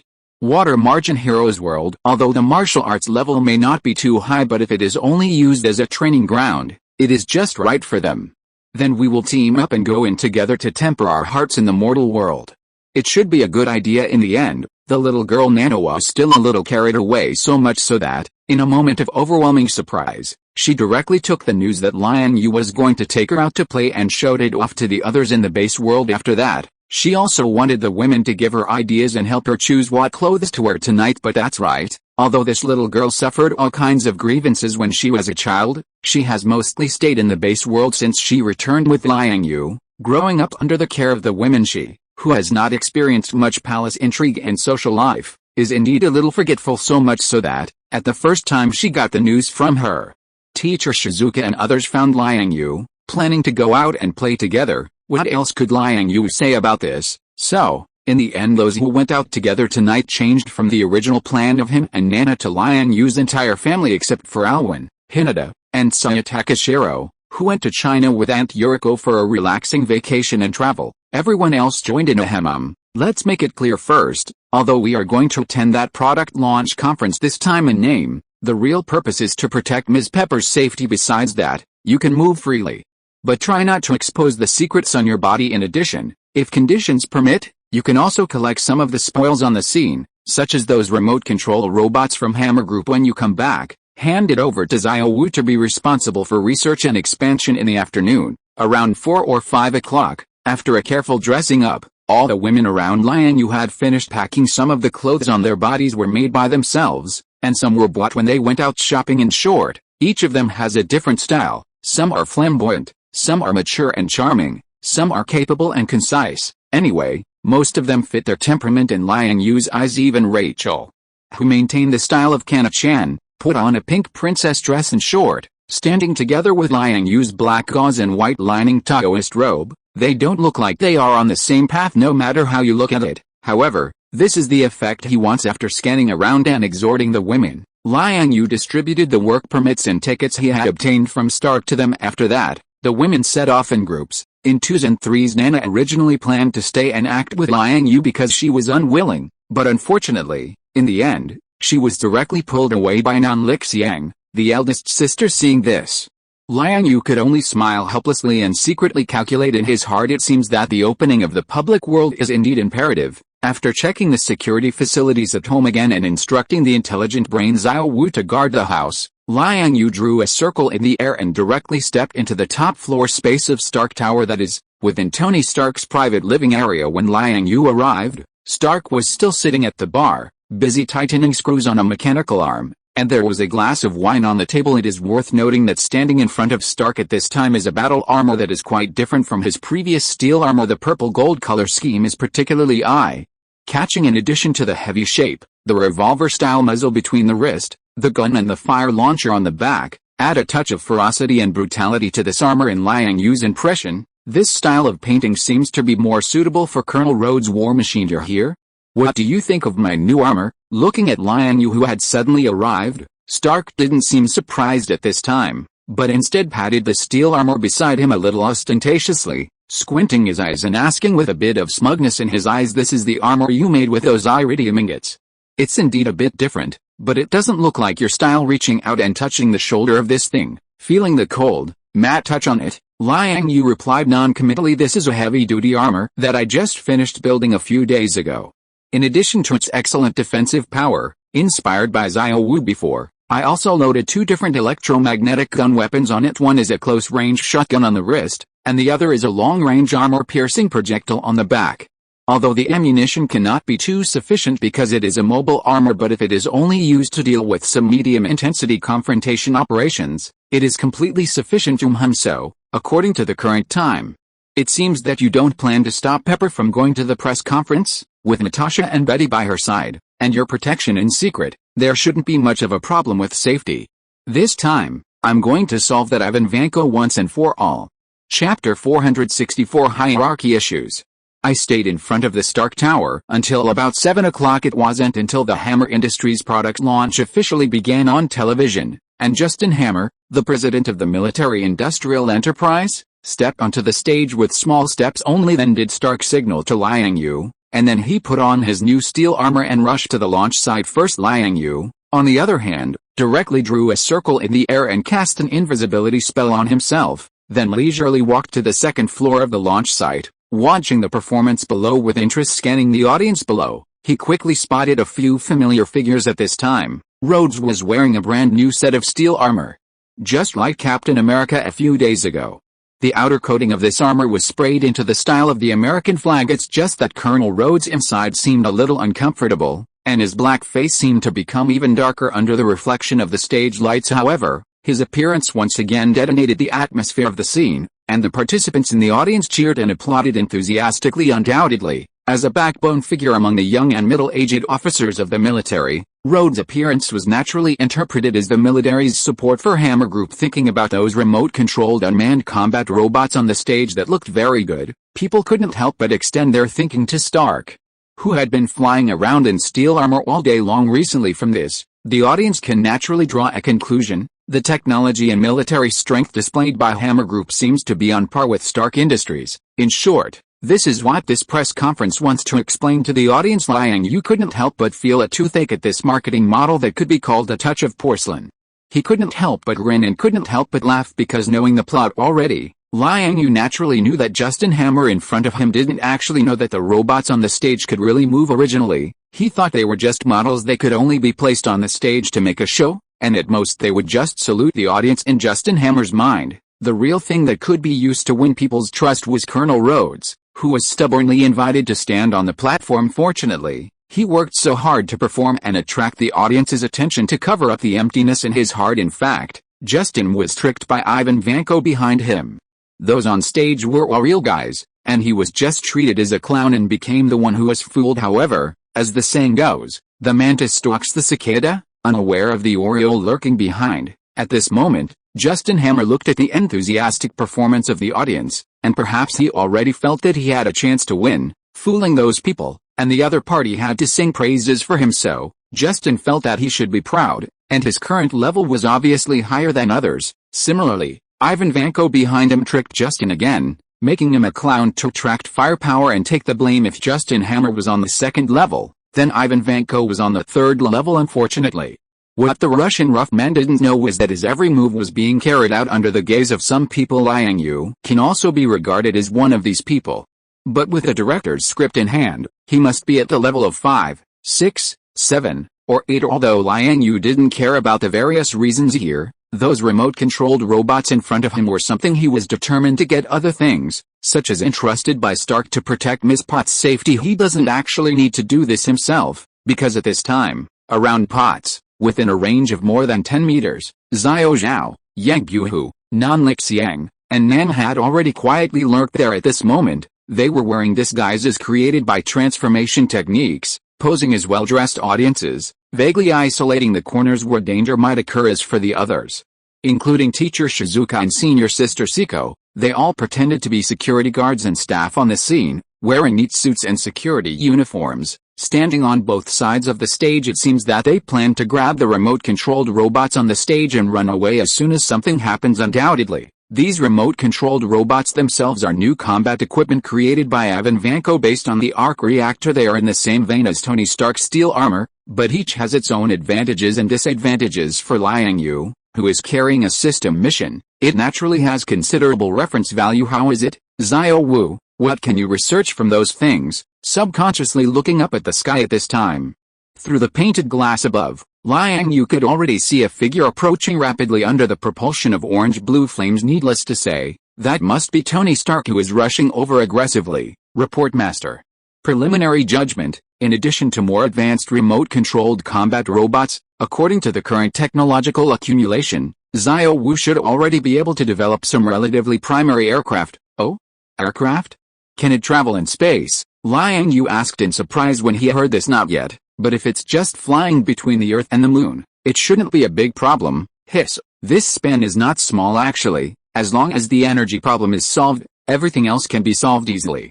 For example, on the previous armed helicopter, Xiao Wu has obtained a primary power propulsion device through the public information and papers on the internet. Xiao Wu also found more advanced vector engines and part of the technical data of electric thrusters from that gravity wave skateboard. Xiao Wu has researched a metal alloy material that is more suitable for survival in outer space.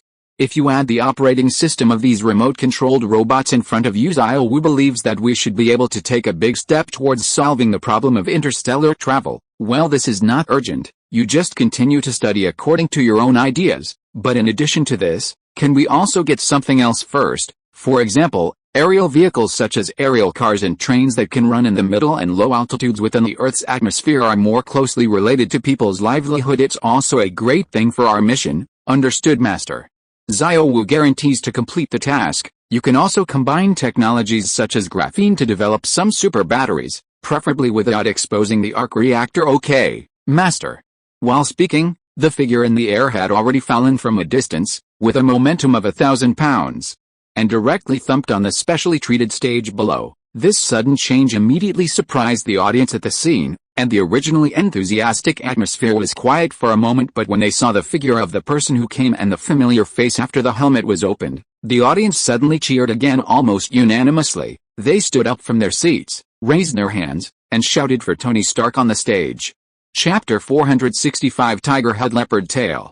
After landing, Stark first scanned the stage, quickly spotting Pepper and the others in the audience. Then, he looked elsewhere but didn't find Liang Yue, though he wasn't surprised.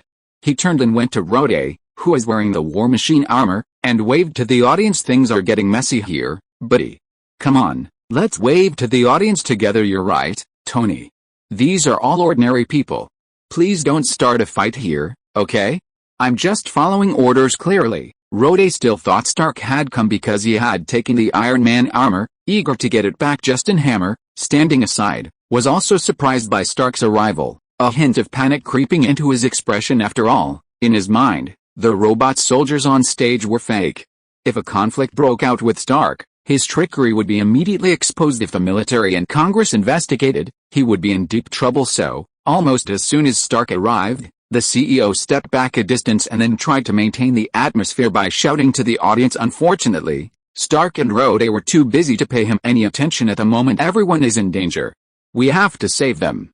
Rode, I need you to trust me. Trust? I tried that at your house before, and I got beat up pretty badly. Tony, listen, there's evidence that Hammer is working with Ivan Vanko. That Russian guy? He's still alive. Then, before Rode could react, Stark strode towards Justin Hammer, who had unknowingly moved to the edge of the stage. He questioned him as he walked. Where is he? What are you talking about? Ivan Vanko. Where's he? Who? Tell me, where's he? What are you doing here, buddy?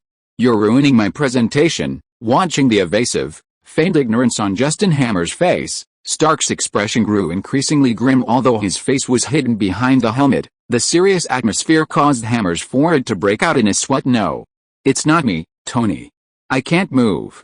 The armor is locked on, losing control. Get out of here, Tony. The whole system has been taken over. Soon, as Rode's words became more frantic, the four groups of remote-controlled robots on stage, representing land, sea, air, and the Marines, began to move, aiming their guns and ammunition at Stark. With the help of the Iron Man armor's built-in loudspeaker, the audience was shocked by this sudden change, screaming and running towards the back. However, Stark's reaction was equally swift. Knowing that Ivan Vanko, who was controlling the combat robots, had him as the target of his hatred, he immediately jumped into the air, leaving behind the words, "Let's take this outside." He shot out of the convention center through the stained glass ceiling. Buzz, boom boom boom boom, bang bang bang bang. In an instant, a large amount of ammunition was fired from Rode and the remote-controlled robots behind him as if it were free, like a chaotic, soaring fireworks display, recklessly unleashing the brilliance of modern weaponry. In the process, large pieces of shattered glass fell from the ceiling, scattering into the crowded audience. Screams and shouts of alarm echoed throughout the venue. Rode's Iron Man armor activated its power unit, running at full speed, chasing after Stark in the sky, and the remote-controlled robots on the stage were also activating. Xiao Wu, you should be able to stop those illegal armed forces, right? Watching Siko-senpai and Shizuka Sensei and the others on the stage below, quietly taking out 6 or 7 robot legs and knocking over 4 or 5 remote-controlled robots, Liang Yue quickly asked Xiao Wu, "I can prevent the ongoing criminal activity." Soon, as the AI Xiao Wu's words fell, the robots suddenly went beep and were disconnected from the network at almost the same time. Even the power supply on their bodies was forcibly shut down. Seeing this, Siko-senpai and the others knew that Liang Yue had taken action, so they quickly threw the robots into the stronghold world. Then, ignoring Justin Hammer on the side of the stage, who was anxiously shouting at them, the sisters blended into the crowd at the same time. Nana and the other 3, who were responsible for protecting Pepper and Betty, had also escorted them cleanly to the entrance of the expo center. Then,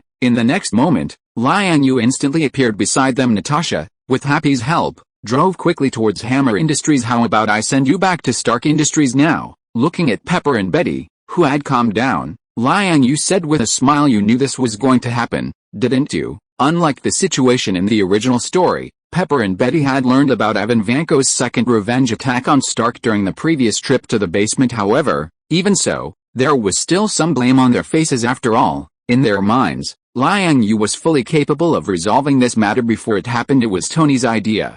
He wanted to lure him out and then solve all the threats related to Ivan Vanko at once. Liang Yue spread her hands at the two of them, and then continued, "Don't worry, there were no casualties on the scene except for some broken glass, and I've already called Director Stacy in advance. He should be here soon. We can't let Hammer get away with this. He's the one who caused this whole thing." After a moment of silence, Pepper still said through gritted teeth, with Betty next to her looking equally indignant, "Of course, Justin Hammer can't shirk responsibility for this kind of thing.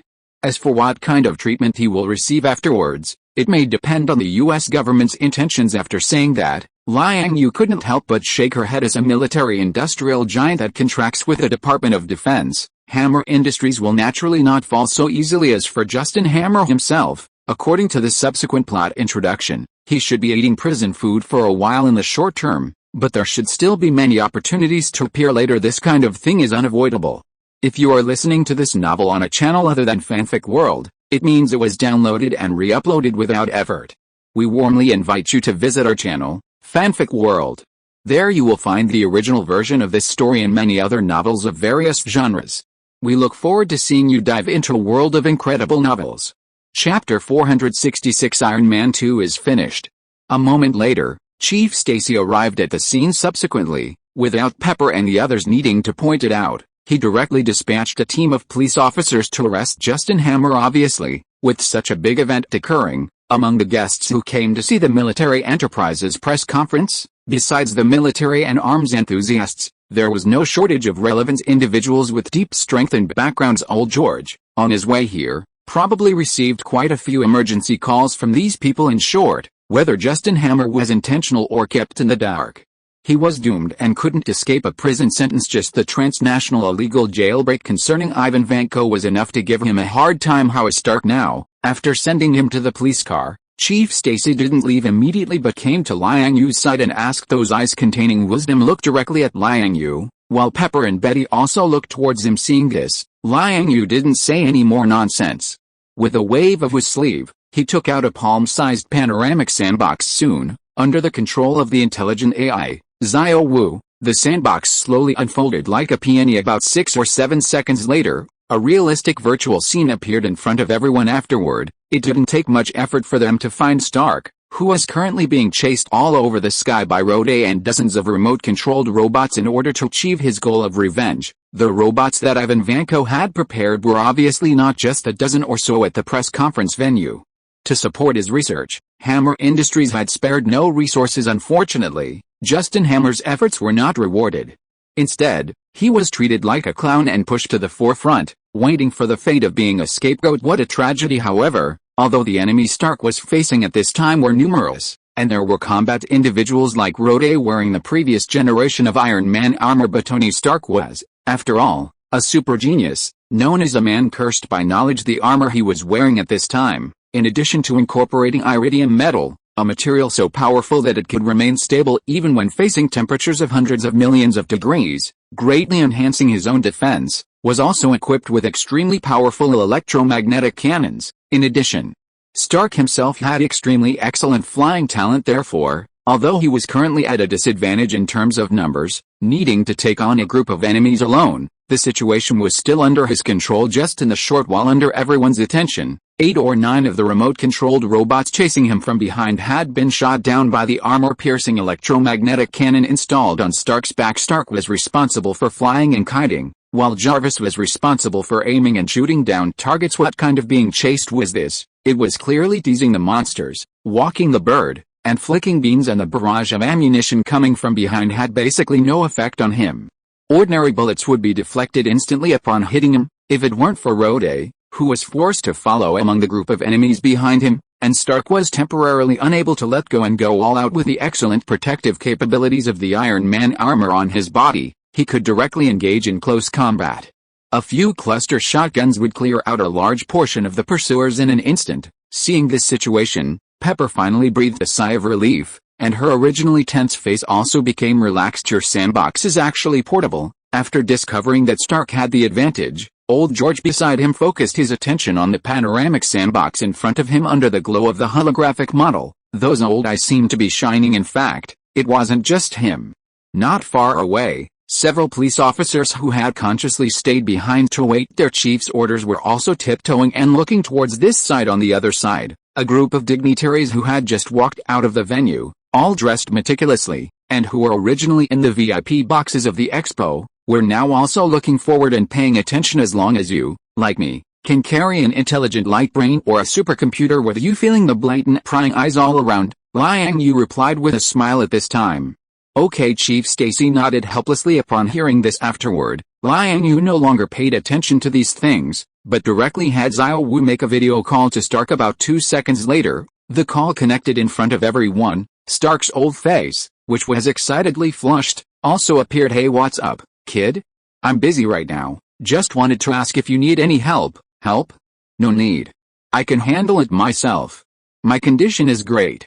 By the way, how's Pepper doing? She's with me. And Chief Stacy saying that, Liang Yue turned the camera, revealing the faces of several people with different expressions next to him. Pepper's face was full of worry at this time, her hands unconsciously crossed in front of her chest, and her eyes were filled with tears as she looked at Stark on the other side of the video. However, Liang Yue clearly remembered that this sister didn't seem to have this expression before. Hey Pepper, don't worry, I can take care of them in half an hour at most. Tony, you must be careful, of course.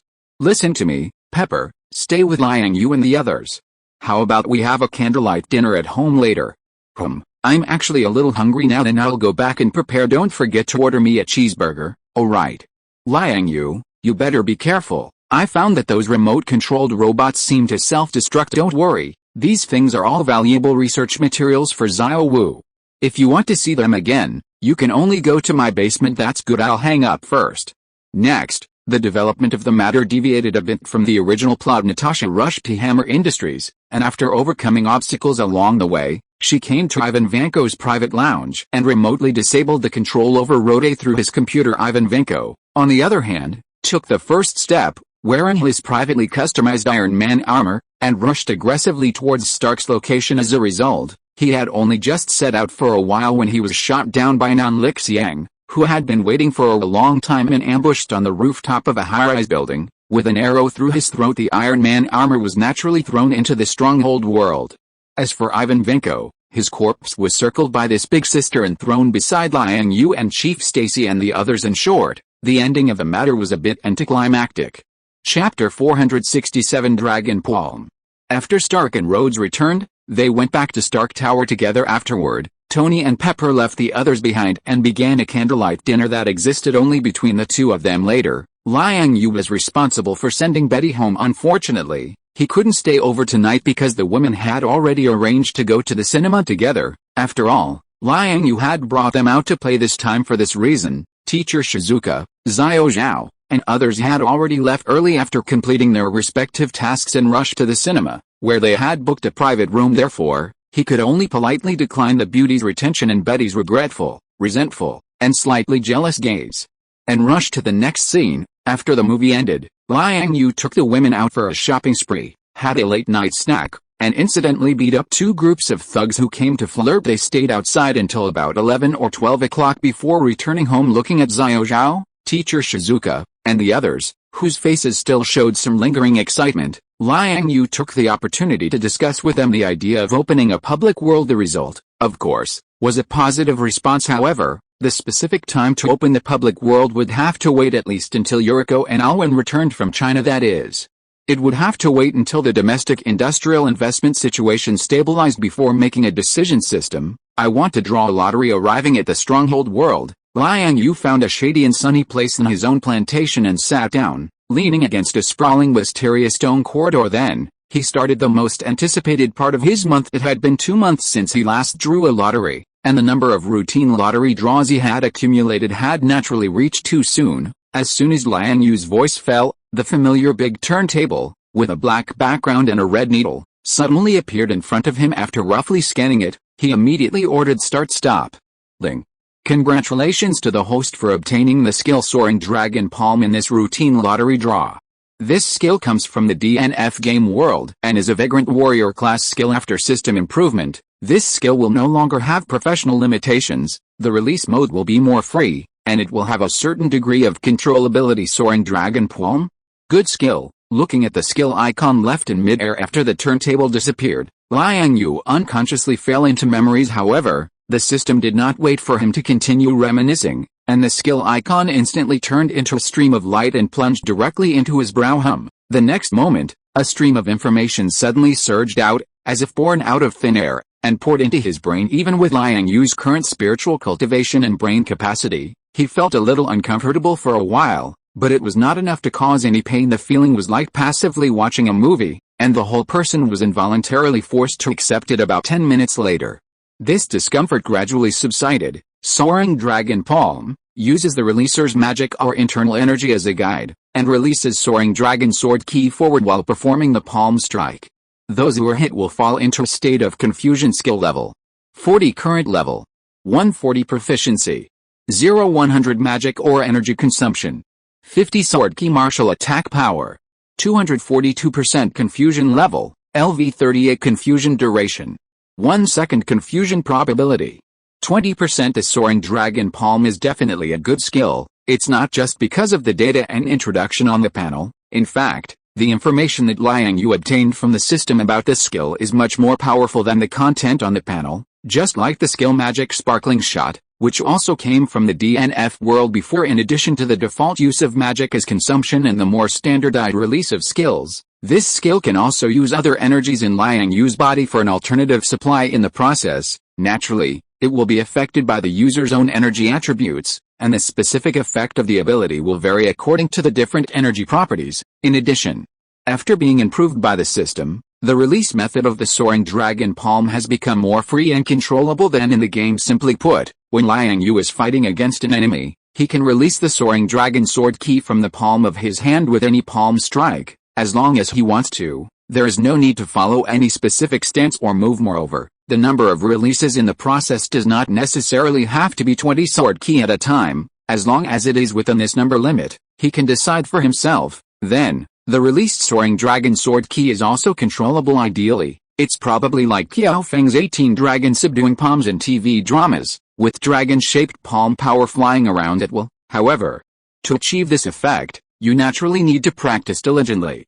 Theoretically, the higher the skill level, the higher the controllability. Finally, this Soaring Dragon Palm skill also passively gave Liang Yue a way to convert magic and spiritual power into sword ki. Before this, although Liang Yue was able to skillfully master the technique of sword radiance in the same field, he had always been mediocre in the operation and release of sword ki. Looking through all his collections, probably only the one-finger technique can barely be related to sword ki, but fundamentally it is still not in the same category. The energy wielded by the sword cannot be directly equated with it, but conversely, after learning the six-vein divine sword, you can use your fingers to strike sword ki.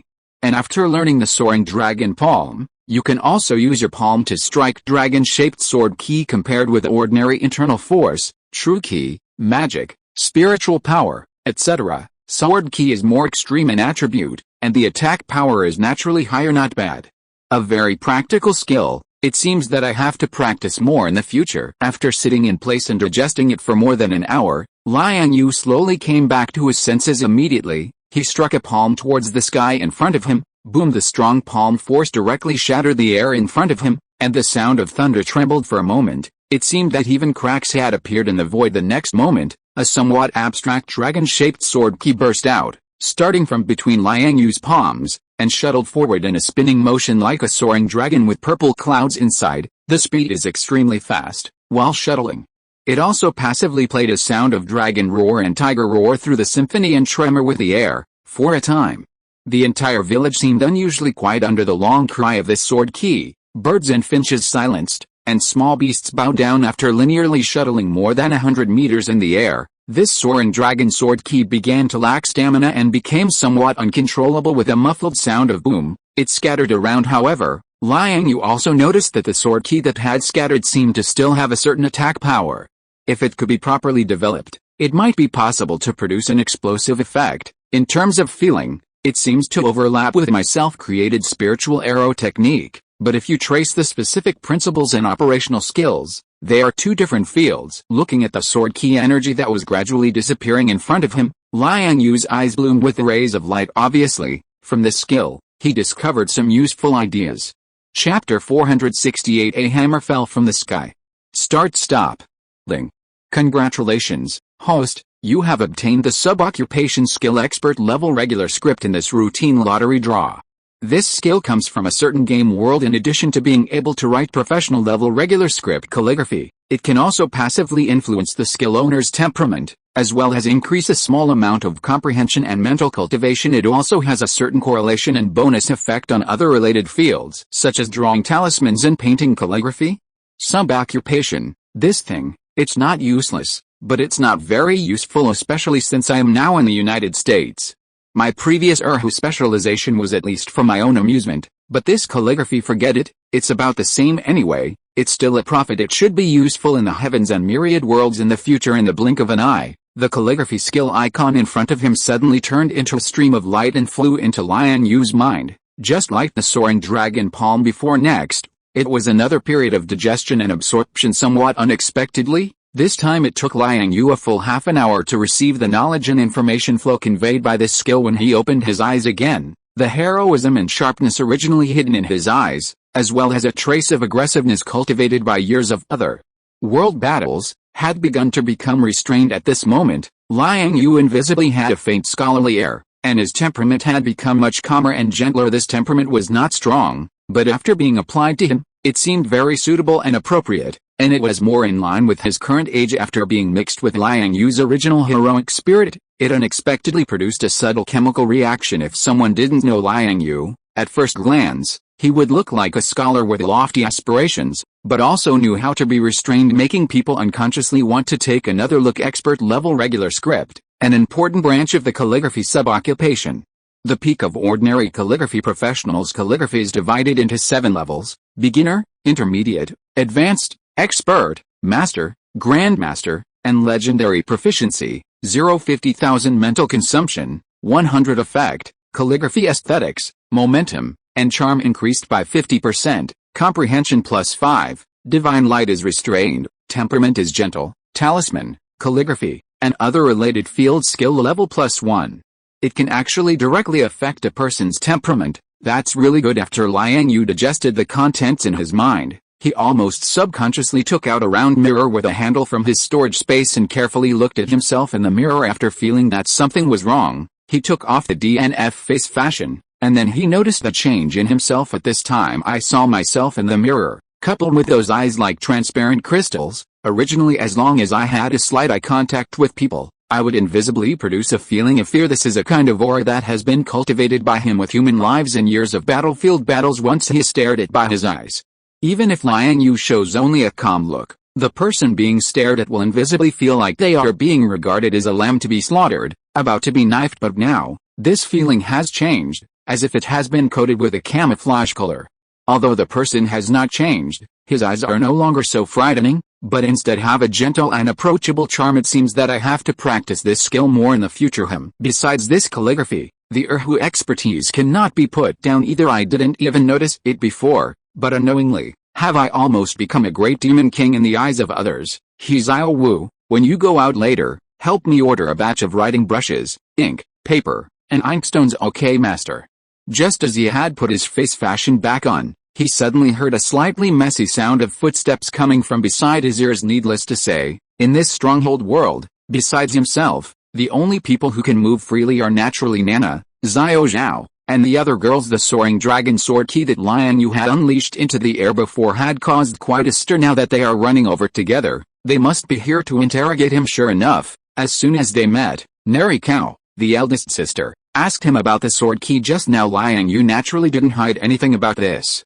After briefly talking about the lottery draw, he began to explain the output methods attached to the soaring dragon sword key to them. In fact, after the previous system upgrade, the skills that Liang Yue can share with his villagers have been further expanded from the original 3. It has increased to 7 at once. Furthermore, when signing a new villager contract, it is now possible to selectively and temporarily shield a certain or several shared skills individually. The benefit of this is that when signing villager contracts, Newcomers no longer have to suffer the pain of crying and shouting as soon as they come up because the information flow of the shared skills is too large. For example, the previous elemental mysteries, when the new villagers are ready, they can unblock and receive the skills at any time. This soaring dragon palm is indeed a good skill, and it is remarkable in terms of power, growth potential, and controllability. The only pity is that the mainstream techniques practiced by Liang Yue's villagers are still the magic codex left by his mother. Although soaring dragon palm can also be maintained and consumed with magic power, if it is simply used as an offensive skill, there are many such existences in areas such as Legendary and Diablo 2. There is no need to occupy a hard-won shared skill slot. In Liang Yue's view,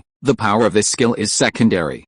And the most valuable thing is actually the sword key conversion method that comes with it. If you really want to share, expert level calligraphy is actually more suitable. Of course, this is just his wishful thinking. Soon, another week passed, and the large construction site next door was still as bustling and lively as ever. On this morning, Liang Yue saw an interesting piece of news from the news bulletin collected by Xiao Wu. That is, a mysterious hammer suddenly fell from the sky in southern Mexico. Before the news was blocked, Xiao Wu had already saved the photo of the hammer, as well as a video of the local people competing to lift the hammer. Looking at this weapon, which has long been famous, Liang Yue couldn't help but feel a few ripples in his heart.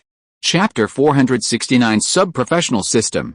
Without a doubt, the appearance of Thor's hammer is another iconic event in the Marvel storyline. It represents the official debut of the Asgardian forces on Earth, and it also signifies that those alien life forms are beginning to appear openly in the eyes and social lives of Earth's humans. However, facing such a landmark event with significant meaning, Liang Yue had no intention of going over to join in the excitement. His life continued, and it wouldn't change because of this cliché story of an alien prince being exiled to Earth, which started strong but fizzled out. During this time, Liang Yue continued to live according to his own rhythm: normal morning exercises, going to class, leaving school, returning home, and then entering the stronghold world to do some of his own things. For example, that professional level regular script skill he had drawn before. Recently, Liang Yue had officially incorporated it into his training schedule and gradually formed a habit. Although this skill entered his body in the form of an empowerment, passively blessing him with some miraculous effects. However, there is still a considerable difference between theoretical knowledge and actual practice. Liang Yue noticed this the first time he picked up a writing brush. When he first started practicing, there was no so-called divine assistance or instant successes in the legends. Although Liang Yue had all kinds of knowledge, theories, and even subconscious habits about writing in his mind, all of this was ruined by his clumsy strokes, an unfamiliar way of holding the brush. The characters written in this situation, not to mention possessing both form and intent, or the unity of spirit and form, couldn't even achieve the most basic neatness and beauty. Fortunately, Liang Yue was well prepared mentally, had patience, and a foundation of material conditions. Various calligraphy copybooks, writing brushes, poetry, lyrics, famous essays, and expensive inkstones were available for him to splurge on. In addition, he deliberately set aside an hour of focused practice time after meals every day. Soon, after about a month in the stronghold world. In the real world, excluding the half-day spent at school, it roughly amounts to less than 2 weeks. In this way, with the blessing and assistance of the skill, Liang Yue's mastery of this calligraphy skill finally entered the right track and embarked on the right path. A representative event of this was the system-recognized skill proficiency, which finally increased by 3 points from the original 0. Of course, in Liang Yue's opinion, whether the proficiency increased or not was not important in itself, because for him, calligraphy was just a way to cultivate his sentiment and a means of writing when necessary. Liang Yue didn't need to integrate calligraphy into his martial arts like Bald Brushwing from the Plum Manor 4 Friends in the Smiling, Proud Wanderer world and use it to fight enemies, nor did he need to enter the Dao through this path of cultivation, thereby achieving the alternative existence of the legendary book Immortal and other levels. In short, for him, he wouldn't deliberately seek anything profound or romantic.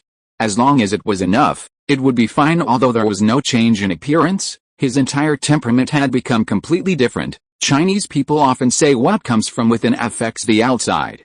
This change in Liang Yue naturally stemmed from his own spiritual changes. Of course, Liang Yue understood this. The effect of calligraphy itself would naturally not be so obvious, let alone in the short term. The changes it brought to him could only be attributed to the magical effects derived from the skill. According to the system, this professional level regular script calligraphy itself represents a branch of a sub-occupation. Delving deeper, the meaning it conveys is even more like what the 7 major professions in Diablo 2 display, a development system completely different from combat professions. So, in the final analysis, This is a direct manifestation of a rule representing the system of calligrapher professions descending upon Liang Yue. Although it doesn't produce much practical combat ability in itself, the meaning it represents is extraordinary. Therefore, in view of this, Liang Yue is now beginning to show a strong interest in this professional-level regular script calligraphy, and the previous, specialization, skill he now insists on practicing every day and has gradually come to appreciate the wonderful aspects of it. Hey, have you heard? It seems like our international class is getting a new student. Really? But isn't our class already crowded enough? Some courses are almost impossible to schedule. I heard it's because our class achieved very good results last year, and the school wants to expand the scale. Is it going to be divided into 2 classes? Well, I'm not too sure about that. If we must expand the scale, and there aren't enough people in our class willing to drop out, then splitting the class is inevitable. What? Do you have an acquaintance who's going to be recruited, Sam? After finishing lunch, Liang Yue and the others in this small group started wandering around the school. After a while, each of them carried a cup of coffee or juice and strolled to the apartment Liang Yue rented near the school. During the chat, Liang Yue heard about the news of their international class getting a new student for the first time. As the initiator of the topic, Sam seemed particularly concerned about this. Probably. Yet, yesterday, when I was chatting online with my former high school classmates, someone told me that a classmate would be coming to New York like me, transferring to our school. Yes, is it the female classmate you once admired? Oh, what's her name? Well, I guess so, but she probably didn't notice me. Her name is Michaela. Under the cooperation and questioning of everyone, Sam quickly couldn't resist. In just a moment, he confessed all the information about the girl he once admired. However, it was a bit of a pity that, due to Sam's own personality limitations, emotional intelligence, and other issues, he obviously didn't know enough about his crush. The information he knew was limited to the fact that she was the hottest, sexiest, and most eye-catching presence in his former class. Apart from that, he didn't even know her family background regarding these things. Liang Yue, as an outsider, knew more than him. Chapter 470 Transformers. Perhaps because he couldn't stand the teasing and mocking glances from his classmates, Sam quickly thought of a way to change the subject. So, this young man quickly brought up his recent goal of buying his first car in life, and for this, he even ran into the guest room he had stayed in last time. Rummaging through boxes and cabinets, he found a batch of relics from his great-great-grandfather that he had brought from home to raise money. Then, he showed them to everyone one by one. Every time he took one out, he would also tell them the story behind it. Seeing this, Liang Yue didn't wait for him to continue talking nonsense, and directly picked up a round leather case from this pile of old and worn-out objects, and took out a small round pair of glasses from inside. How much are you planning to sell this for? These are the glasses my great-great-grandfather wore when he was sailing. What, are you also interested in these things? Sam was a little surprised to hear this, and then continued. This thing is actually not worth much, but it's fairly well preserved. If you want it, just give me a few $dozen. How about I offer $1,000? Liang Yue pinched the lens in his hand with his index finger and thumb, brought it closer to look at the scratched lens, and said slowly. His expression carried a hint of elusive interest. Although I really appreciate your affirmation and your willingness to help me, but buddy, I don't want to do that. Hearing this, Sam thought that Liang Yue wanted to use the excuse of buying things to subsidize him. Although Sam was already a little tempted at this time, after thinking about their friendship, he still decisively chose to refuse. After hearing his words, Liang Yue remained non-committal, glanced at Gwen, Nizi, Peter, and Ned, as well as Leo's faces, and then continued. You misunderstood my meaning, Sam. Xiao. Zoom in on the image on this lens. Gwen widened her eyes at this time, her eyes flashing with a strong interest, showing the demeanor of a female academic, and the little spider Holland was almost the same as her. The Nizi student, while looking at the image in front of her, directly grabbed Liang Yue's arm, taking the opportunity to take advantage of him. In short, being able to accidentally see a line of unknown characters from such a nearly useless antique, everyone present was immediately aroused with curiosity. This is definitely not something formed naturally, but information that was deliberately left on it. That's right. But, with the technology and craftsmanship of Sam's great-great-grandfather's era, it shouldn't have been possible to complete such micro-engraved characters. Could this be a prank? Are you saying that these glasses were once swapped, taken for processing, and then returned to Sam? Peter heard this, and then looked at Leo, who said this, with a strong look of suspicion on his face. I'm just guessing, could it be left by aliens? Xiao, can you explain it? Seeing this, Leo immediately fell into embarrassment, So he directly asked for help from the intelligent brain Xiao. According to preliminary electromagnetic detection, the traces on this lens should belong to normal decay behavior under natural conditions, at least after a century, and not recent artificial operations. That is to say, the string of symbols above was left at that time, right? Hearing this, Sam was immediately shocked. A pair of cheeks began to passively flush with blood, and the expression on his face could not be suppressed and began to become excited. Yes, sir, this is a pair of glasses recording unknown text information. It should have considerable research value in itself, so Xiao thinks the master's previous offer was a bit low.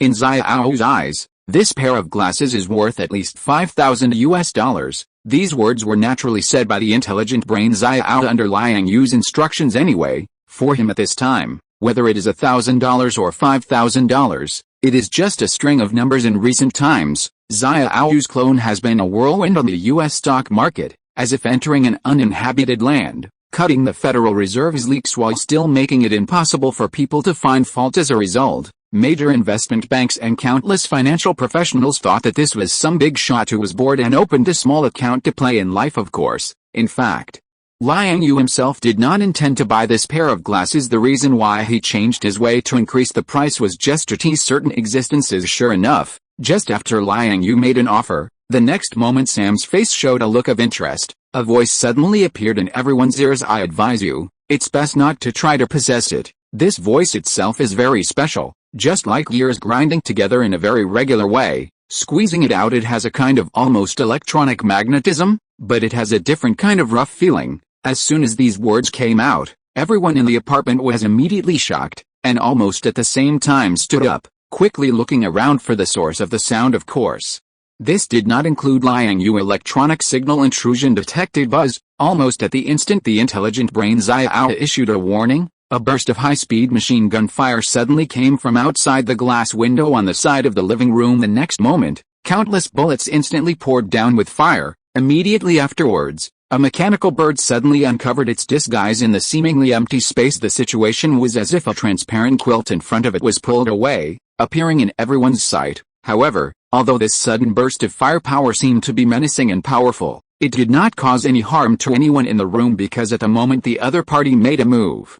Liang Yue also made a move, directly covering the past with the power of the domain he had been researching recently. Countless bullets scattered over instantly as if they didn't cost money, but the final result was just forming a dense barrage at the position of the glass window in the living room from a distance. At the moment the bullet penetrated the glass, it was as if it had fallen into thick transparent fluid, and then it was pressed into uniform circular metal cakes. Not to mention the people in the living room. Even the furniture in the room was not damaged in any way except for that glass. No matter how hard the mechanical bird on the opposite side tried to release ammunition, it still couldn't move forward even half a point. Immediately afterwards, in the next moment, Liang Yue's domain quietly expanded outward again, covering the mechanical bird, along with the scattered glass fragments in the air.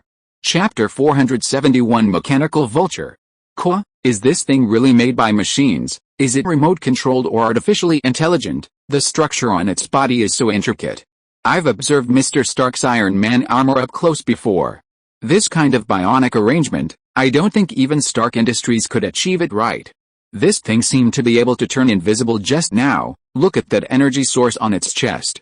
Although it's a bit small, I feel like it's even more sophisticated than the ones Mr. Stark uses. It's just that the two spiral engines on its wings seem a bit redundant. I think they're necessary. They can help it hover in the air for a long time and launch weapons, like it did just now. Stylistically, it feels a bit like the aircraft that bald, one-eyed black guy who went to Liang Yue's house that day was flying. In fact, I've also found many familiar things on its body. Goo. Seemingly very dissatisfied with being surrounded and judged by a group of little fleshy insects in its eyes, even though this mechanical bird was now firmly controlled by Liang Yue in a completely transparent air cage. But at this moment, it still appeared extremely ferocious. The red energy source on its chest flashed, accelerating its rotation, constantly making breathing movements, and its body kept hitting the surrounding cage. But ultimately it was beyond its capabilities because this bird itself, although entirely made of metal, did not have any physiological structure specifically for ramming in human eyes. Its appearance was actually more like a vulture. The pair of ammunition launch ports on its wings were directly and specifically blocked by Liang Yue. Liang Yue, what do you think? After all, This was the first time these little partners of his had seen a real object of this kind. At most, they had only seen it in scientific conjectures or cartoons. It's not a native species born in a natural state.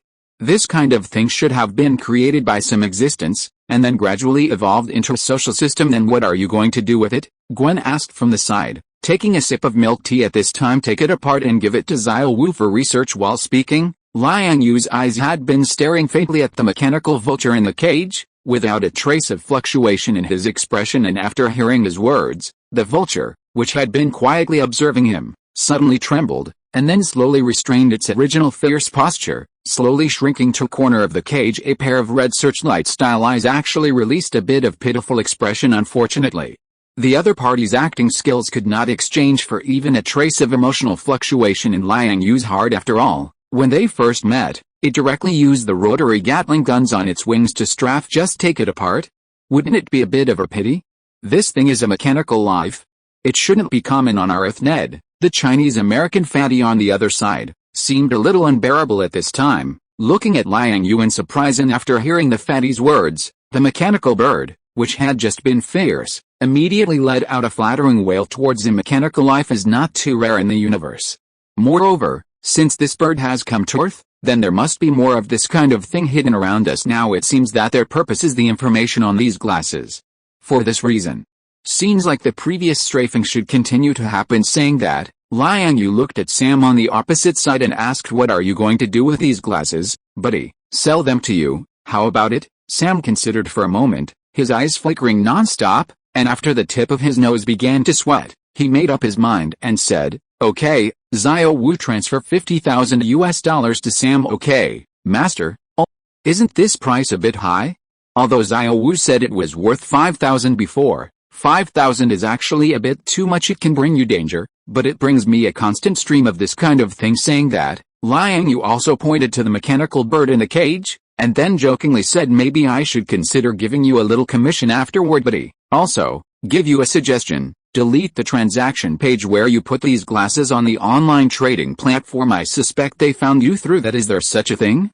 I'll cancel it right away. As soon as he finished speaking, Sam directly picked up the laptop placed on the sofa and operated it nervously. Liang Yu, on the other hand, directly reached out and grabbed the mechanical vulture in the cage. At this time, the bird finally stopped pretending to be innocent. After realizing the danger, it suddenly resisted, and its two iron claws scratched over frantically at the same time. The gun ports blocked on its wings also began to fire ammunition at all costs. Its mouth kept shouting, caw-caw. In the end, it even shouted in fluent mechanical electronic English, I surrender. I surrender. Don't kill me. Don't kill me.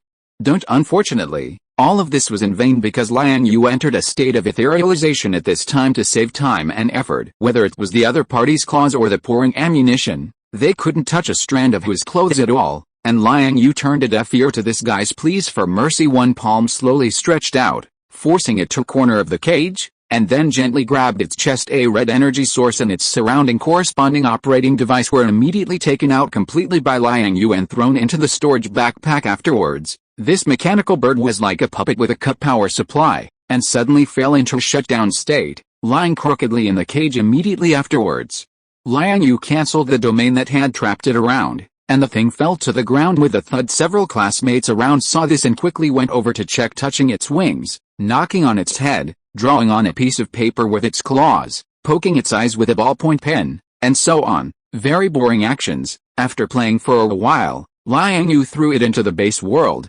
inside the newly excavated laboratory for Xiao Wu. Chapter 472: A Pile of Raw Materials. Soon, the entire afternoon had passed. Due to the little interlude in the middle, the group, who had originally planned to return to school for classes after lunch, ended up drinking afternoon tea at Liang Yu's apartment before leaving. As for Liang Yu himself, after repairing the glass in the living room, he returned home. In a roundabout way, he told the girls about the mechanical bird to remind them that there might be more battles to participate in during the recent period. The appearance of Transformers undoubtedly marked the landing and opening of another large-scale plot in the real world. At that time, this once peaceful Earth world would enter a magnificent era. In addition, with the arrival of Thor's hammer, the forces of Asgard would also appear one after another, and the plot of the Marvel series would also enter an exciting and active period. Various hidden forces, heroes, and villains would also enter people's field of vision one after another, and with the passage of time, this trend would continue to rise. So, in order to improve everyone's strength and survivability as soon as possible, I decided our old Liang family will enter the second stage of equipment upgrade movement, within the stronghold world, when everyone's enthusiasm for gradually began to slow down and become regular. No longer like before when they were doing it day and night. The place where Liang Yue and others now talk and rest has finally moved back to the familiar top floor space of the library tower. At this moment, the sky is bright, and birds are singing. The originally simple top floor terrace area has also been redecorated by the idle girls. The surrounding areas near the edge of the terrace have been specially filled with a thick layer of soil cubes, and then planted with various roses, wisteria, hydrangeas, roses, and even grapes and gourds and other flowers and plants. On this basis, a delicate wooden railing and trellis were also built under the special heaven and earth rules of Mick. The top floor space of the library tower is now full of lush greenery and blooming flowers. The dense flower vines have even climbed all over the roof above everyone's heads. Even the sunlight can only shine down through the gaps between the flowers and leaves, casting swaying spots of light. After explaining to the girls, Liang Yue blinked his eyes directly, opened one of the abilities awakened by his Tensigen, Aman no Iwado, and stepped into it immediately afterward. Under the curious and expectant gaze of the girls, a batch of metals, wood, and leather materials of various colors were thrown out by this guy. This is a magic crystal. This is a magic gem. This is profound iron. This is molten steel, dug out of the lava in Act 4 of Diablo 2. This is some kind of mutated metal containing hell attributes. It's not clear what it is, but it's very tough and light, suitable for making war bows or shields. This is mithril, directly decomposed from the mithril battle armor of Diablo 2 hell difficulty. This is a kind of magic wood. It won't break even if you chop it with the best weapon. This is ancient dragon hide, the basic material for making ancient dragon hide armor, but the original equipment was too useless. Such a pity for such good material. We can use the toolbox to synthesize better things. This is hell cotton wool. Break it down into threads, and slightly modify the weaving method with a spinning machine, which should improve a lot of attributes. This is the material from the hell demon. It seems to be Duriel's 2 claws. They look very unusual, so I brought them back. This is a pair of horns of Diablo, and the bone spurs on the back. This is the ash after the burning of Dusk Soul Mephisto's tentacles. This is a piece, of hide from a boss with the ability to nullify magic. The owner of this bone has super strong attributes, so its density is particularly high. This claw has poisonous attributes. This is, of course, the most valuable batch of materials are almost all from the hell difficulty. The reason is self-evident. The materials used for various expansion level and elite level equipment are very good in themselves. Even if they are decomposed and used as raw materials, the value is very high. It is a pity that Liang Yue's Aman no Iwado only has the ability to decompose metals, crystals, and various reprocessed materials, and various wooden and leather items are somewhat powerless. Fortunately, these things are still worth it even if they are decomposed manually anyway, as long as there is time. The equipment in that can be infinitely, so don't be afraid of wasting it. Are you sure that these things can be used to make better equipment than in the... Looking at the pile of raw materials on the ground, Sayatakaji squatted down at this time, picking up a dusty ancient dragon hide, and asked with a frown, speaking of which, recently, thanks to the cooperation of various parties in China and various preferential policies, as well as Aunt Yuriko's own outstanding ability, Liang Yue's investment plan in China has been basically determined. Various construction units are also in full swing like the Stark Industrial Park next door, and Sister Liu Yao is helping to supervise the supervision. Therefore, Yuriko has finally been free these days, so she took Saya, Hinata, and Alwyn back to the manor. Therefore, in the stronghold world now, Liang Yue's villagers have finally gathered again. The attributes may not be stronger, but it is certain that it is more personalized. And sometimes you can't just look at the attributes of equipment. The basic logic is that only if the materials constructed at the bottom are good enough, there will often be better development potential. The Lingayan art that I drew before, you should have all practiced it, right? That kind of flame application method can actually be used for refining weapons. Various metals, crystals, and even wood can be melted and sublimated with it. If you can get some more books on formations, you can create some more practical equipment. But even now we can still use the enchanting system and make to achieve some of these functions. Hearing Liang Yue's words, the others around the material pile nodded unconsciously, agreeing with his point of view. Sometimes, things are indeed like this. The text on the panel is not necessarily completely reliable, especially in some environments where the general environment and rules do not support it. Being suppressed is considered like the more advanced the heavens and the worlds, the more serious the rules themselves. and once there is a conflict in principle, you may be targeted. If you are listening to this novel on a channel other than Fanfic World, it means it was downloaded and re-uploaded without effort. We warmly invite you to visit our channel, Fanfic World. There you will find the original version of this story and many other novels of various genres. We look forward to seeing you dive into a world of incredible novels. Chapter 473 PR World, 2. Cough, cough, cough, cough, ahem. During this period, the girls naturally began to take the materials and eagerly use the +449 compartment toolbox to experiment with the new equipment synthesis formulas. As for Liang Yue, after seizing a period of free time, he came to the martial arts field in the village and continued his daily cultivation plan, whether it was the Spirit Flame Art and Meridian Sutra that required a long time to adapt to and practice, the further expansion of the Thunderfire Wood domain, or the daily cultivation of Great Hammer Fist, the checking and filling of various past techniques, and the consolidation and improvement of various sudden inspirations regarding existing techniques. Don't look at the fact that Liang Yue has now cultivated the previous evergreen skill to the end, and has entered a higher level of foundation establishment realm, and temporarily has no main cultivation technique to practice. If you really want to discuss it carefully, he has a lot of things to review and learn. At this time, Liang Yue not only did not become idle because of this, but the aspects that needed to be taken care of and practiced became even more complicated. If he didn't have the base world as a logistics base with a different time flow from the real world, 24 hours a day probably wouldn't be enough. However, this complicated cultivation is not useless work in recent times. Although Liang Yue's realm has not improved substantially, his own strength and combat power have almost ushered in another leap in quality. All of this is closely related to his own hard work and research.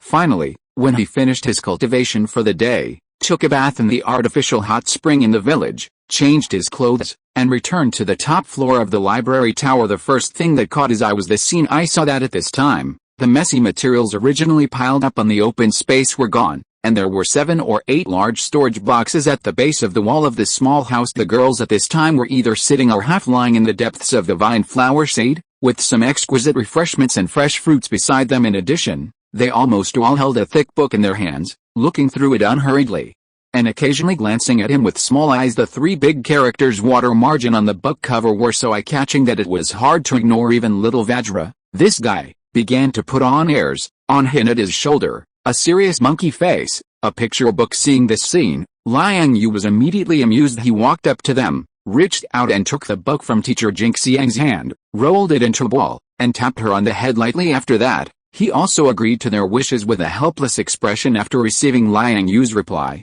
the girls also put away their previous posture and burst out with 12 points of enthusiasm, and began to prepare dinner as the sun set, sitting on a high tower. While enjoying the food on the wind, Liang Yue once again asked the system about some questions about the public world system. What should I pay attention to when opening the public world, Ling?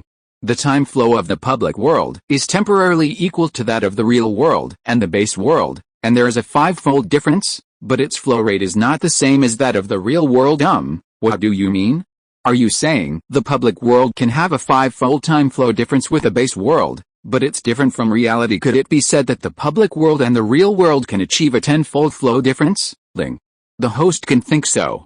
The time flow of the public world can be adjusted with the base world, but it is not on a straight line with reality through the intermediate item of the base world. The two can also achieve another kind of time inequality under certain conditions. Speak more directly, Ding.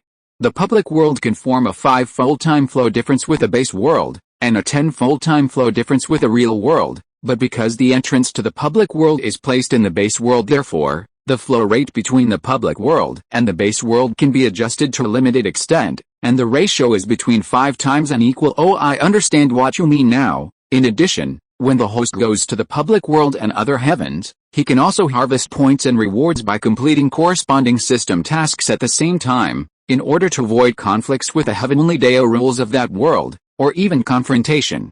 The host needs to spend a certain amount of points to establish a corresponding identity for himself in the public world, and advance identity. This I really should think about it carefully. After listening to the system's words, Liang Yue also fell into deep thought. First of all, although the public world and other heavens are the same for me, they are both going to different worlds for training. There must be some differences between the two. Although the heavens do not rule out the possibility of descending again in the future, at this stage, it can only be a one-time experience. but the public world, but it can be carried out for a long time, multiple times so.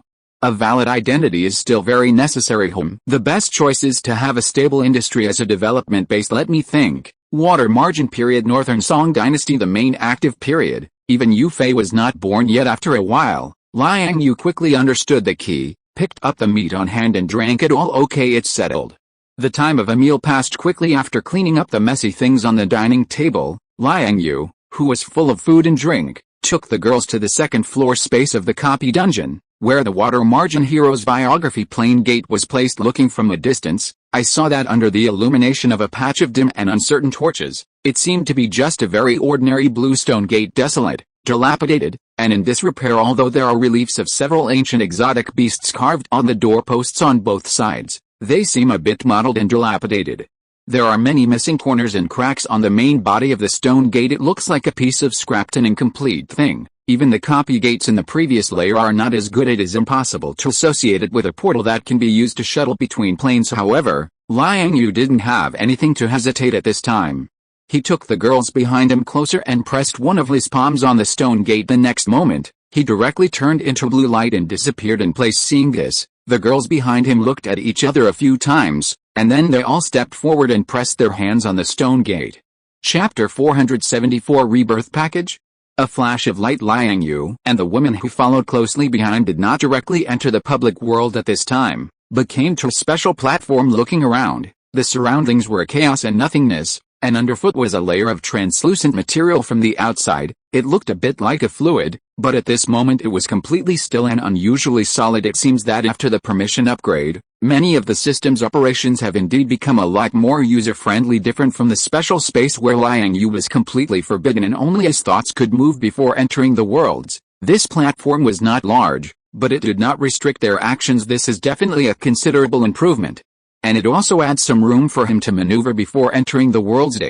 Please select the identity of the host and villagers to enter this public world. As soon as the system's voice fell, a transparent light curtain appeared in front of everyone. This time, Liang Yu finally didn't have to help Saya, Hinata, Alwyn, and the others to make choices, so everyone present seemed very serious. One hand kept exploring and gesticulating on the light curtain, with a pensive look on his face from time to time. Liang Yu was no exception. Birthplace, family, background, class, affiliation, power, division, gender, surname, background, identity, knowledge, appearance, fate. It's so detailed. Speaking of which, these can all affect reality, right? Damn.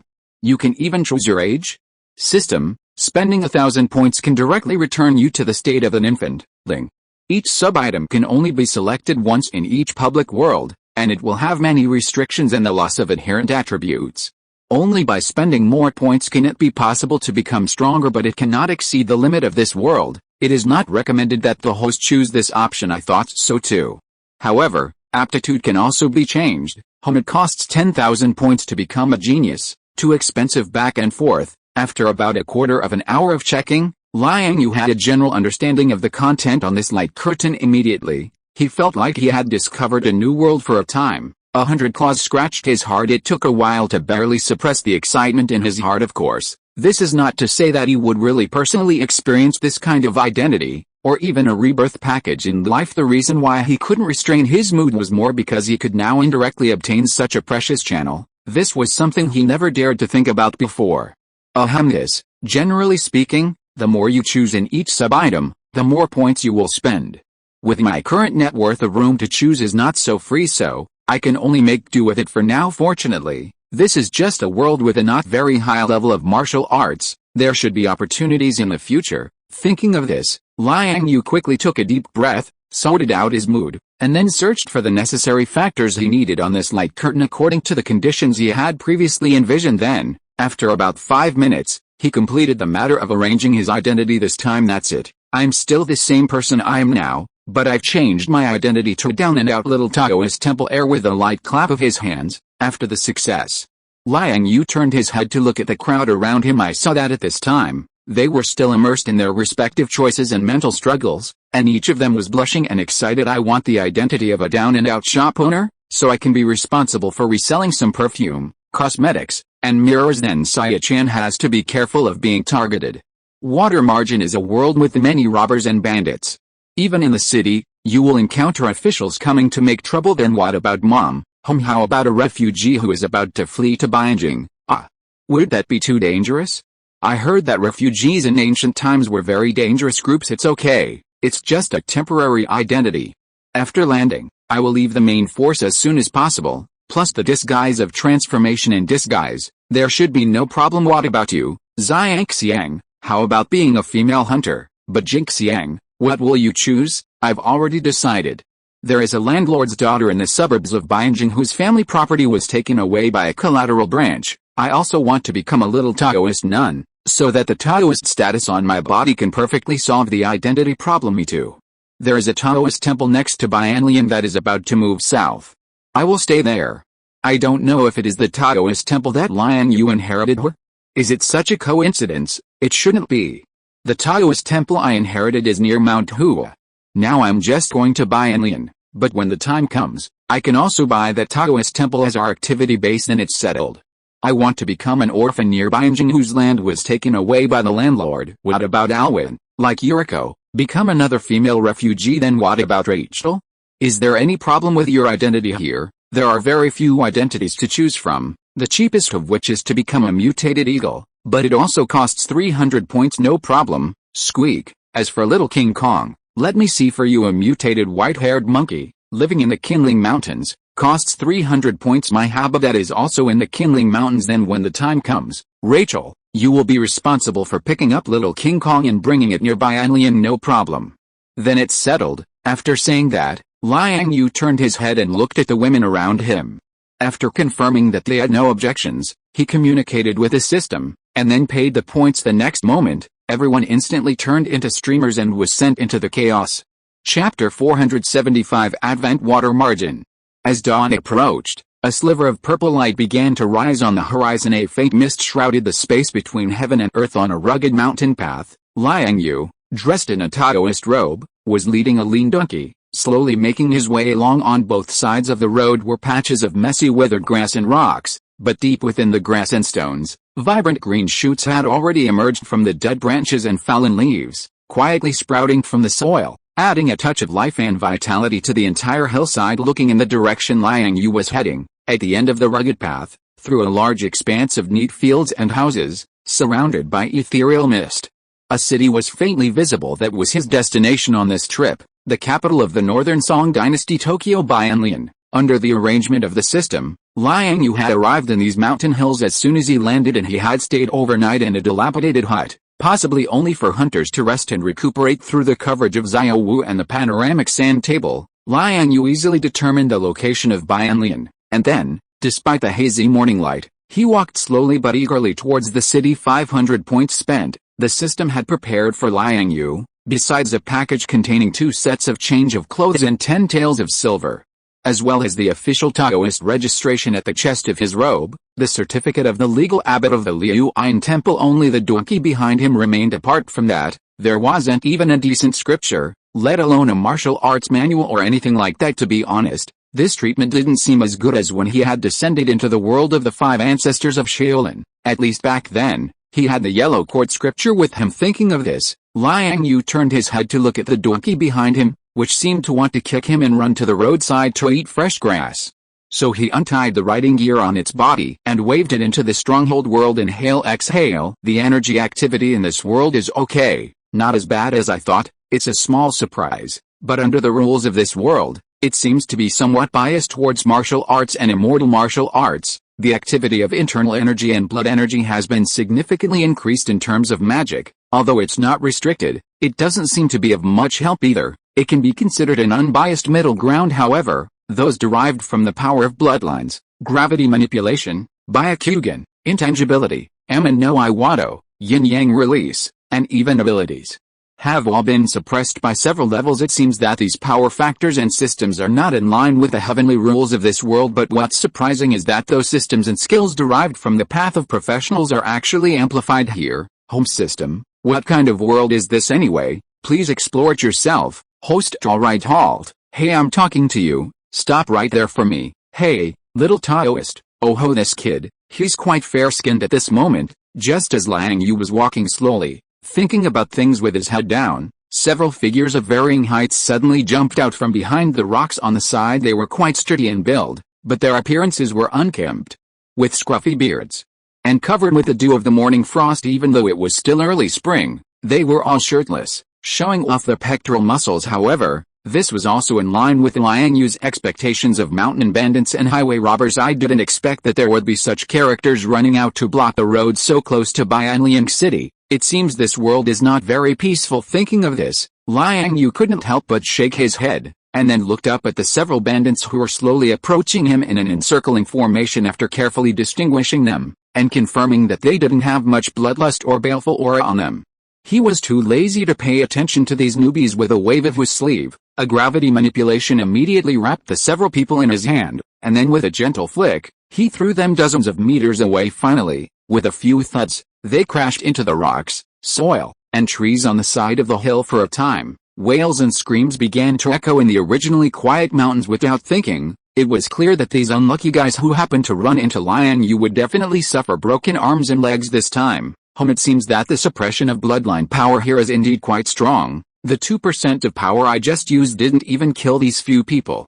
The power has been weakened by at least several times, but fortunately, it's not completely forbidden, and after being suppressed, I can just focus my energy on the practice of martial arts and immortal arts. How strong is Liang Yue at his peak in terms of bloodline power? According to his own estimation, he is at least one level stronger than Tonari Otsutsuki in the Naruto world. But even Tonari Otsutsuki, when fully displaying his gravity manipulation ability, can still cut a planet with one blow, and destroy all the ground buildings on the planet with one scroll. Afterwards, Liang Yue also put the matter of these bandits behind him, and instead began to contact the women scattered in various places through the village platform, who knew that they had already taken the lead, and probably established a video chat group directly after landing, exchanging their respective situations with each other. Liang Yue, this guy, was the last person to arrive. Hinata, Chunkyu, you're here?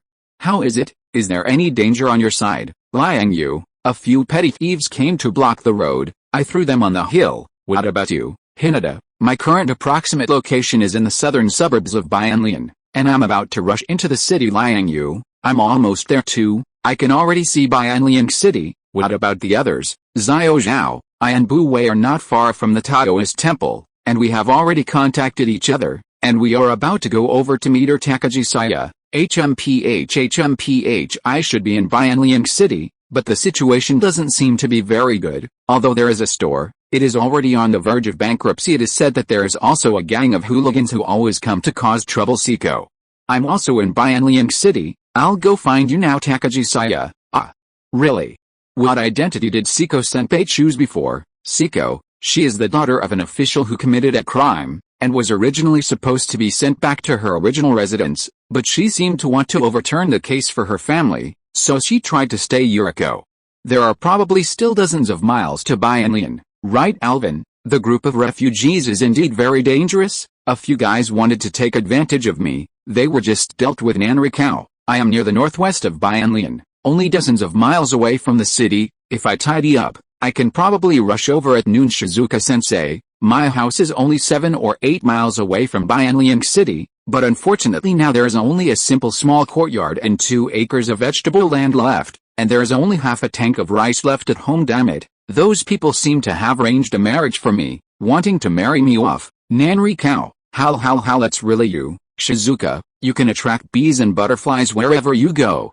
Don't worry, I'll go vent your anger after I arrive. Rachel, I'm looking for that guy, Little Kongao. I don't know where it ran to Bu Wei. By the way, Liang Yue, I heard the senior brothers and sisters in the sect say that the northern Liao people just came south to plunder near Bianlian a while ago. Although it did not affect our Taoist temple, but for safety reasons, they are already preparing to move south. It seems to be going to Wu'ai Mountain. By the way, my location with Xiao Zhao should be on the east side of Bianlian. Xiao Zhao, our Taoist temple also seems to have a plan to move south, but the elders in the sect seem to be a little undecided. Liang Yue, is that so? What is the scale of your 2 Taoist temples? Xiao Zhao, the surrounding dozens of miles are the sphere of influence of our Taoist temple, and some of the fields at the foot of the mountain are also rented to nearby villagers. Bu Wei, as for my side, it seems to be just a small Taoist temple, with only 5 or 6 people, but the entire mountain seems to belong to Liang Yue. Then help me contact them, if it's possible, just buy it. End of this chapter. Thank you so much for reading until the end. Don't forget to give it a like. Looking for more exclusive content and immediate access? Subscribe to our Patreon. Remember, every like, subscription or donation encourages us to continue. Thank you all. See you in the next video.